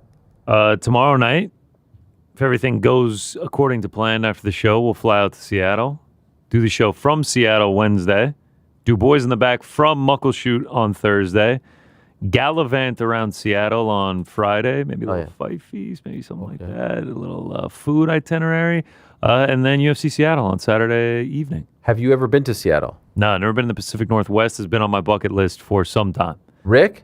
Never. One of the all-time great cities. Yeah, very Can't excited wait. about You going to go to the market? Yep. Yeah, If they place? let us catch the Oh, fish, yes. you'll see that I'm all hands team. I mean, I got glue on these puppies. It'll absolutely be caught. Also, we'll get to see an Israel Adesanya fight. Oh, that's tremendous. First ever Starbucks is in that vicinity too. Oh, we'll be there. Yeah. Got to get a coffee. A Starbucks fight? Frank said it was his favorite part of Seattle when we did our list. The Starbucks? These words were never spoken. Yeah. Anyway, it's a great time. I love Seattle. I've never been to Climate Pledge, but Climate Pledge used to be Key West. No, Key Arena. Sorry, not Was it Key West. Key? Key Arena. Key? Oh. Key Arena, yeah. Saw Demetrius Johnson there a few times. Home of the Supersonics back in the day, Seattle Storm. The Kraken now, right? You guys going to go to a Kraken game? Are they in town? They're not in town, but Mariners are playing on Friday. Oh, that's right. Safeco? Not known as Safeco anymore. Oh, what is it now? It's something else, but that's one of the all-time best. Yeah, they got their second game. T-Mobile Park. Apropos. Oh. Yes. Okay. Who are they We'll playing? see. I don't know. Got to hit the needle. The Needle, Space Needle, of course. Okay, this is fun. And then when are you guys back? Well, Rick's never coming back, apparently. Rick is not coming back. That's a bullshit. I'll be back Sunday evening. Okay, all right. Tomorrow on the program, guys, John Silva, as we said, going to be joining us. John Martin, CEO of PFL, going to be joining us as well. Another one in the works. Stay tuned for all of that. Sebastian Fundora, also competing on Saturday. Saturday is an insane day. We've got Fundora Thurman, we've got RAF7, we've got PFL Pittsburgh, we've got UFC Seattle. Golly. We also have one more super chat. Gosh, all right. Boys, are we locking into the Australian Football League this season? Ariel, you've Yeah. claimed to be an Adelaide Crows supporter, That's but I right. need the boys in the back behind my Sydney Swans. Let me know how I could send you boys some jerseys. Let's fucking go. Sydney Swans. Sydney Swannies? Sounds fake. Last time someone had us do this, they made us place a future on the Collingwood Magpies. And No, this is not my fault. Yeah, they were absolute shit that year. Yeah. Did we go to the Swans? Are the We're, Sydney we're Swans Adelaide. No, anybody? no, no. This is an No, Adelaide no, show. not you. Me and I'm down for Sydney Swans. They got some sick gear. All right. It I'm is Adelaide guy. dangerously close. I've got the cup over there somewhere. Yeah, send us some jerseys. Who's the Dr. chat? Van Nostrand. Yeah. Email Rick. Link in his bio. All right, time to go, guys. Actually, yes, though. He has his email in his bio. Yeah, that's why I said that. Sorry for outing you like that. Sydney Swan's currently plus 700. Wait, has the season started yet? The grand final. No, I think it starts this week. Where is that in the what number in the place are that? Is that fourth? All right, so we're not out of it. Who do you think's more proud of themselves on this Monday? Shanelle Dyer, who kind of like blew the doors off of the O2 or GC for nailing the arepas the way in which he did. I mean, I think Shanelle Dyer. I feel like you're walking around with your chest out. Look, it's just another one to add to the list. Yeah. Yep, cooked it. What recipes are you making? Arepas. Yeah. Just, some authentic Venezuelan cuisine. But Shanelle Dyer deserves to be more proud because her performance was incredible. Legit, Andy, legit. 1 out of 10, what are you giving him? Legit. Don't be like, don't give us the PC answer. Okay, so I'll give it an 8.5. Wow. Is that fair? I said 7.5, I'll be happy. Yeah, the filling was incredible. Okay, For what real. could he have done differently to get the 10? If we had the budare, we could have gotten the arepas made the right way. Like that's really it. Now, what is that? What is that you just said? Budare. And which is what? I'll send you a picture. Okay. Like for the people, can you tell them? It's like a cast iron pan. Oh, without that the thing. sides of Okay, it. Yeah, gotcha, that's gotcha, where we gotcha. put it on. Yeah. Okay, so you wouldn't ever be caught dead with the thingy that he used. No, I would. That's mine. Oh. I brought it in. But what you're saying is the other thing That would have levels it up. elevated it, All right. Well, it was tremendous. Well done to you. Well done to everyone on the show today. Tremendous guests. Tomorrow will be another great day. Thanks to all of you. Thanks to all that. Back tomorrow, same time. Peace. I'm out of here.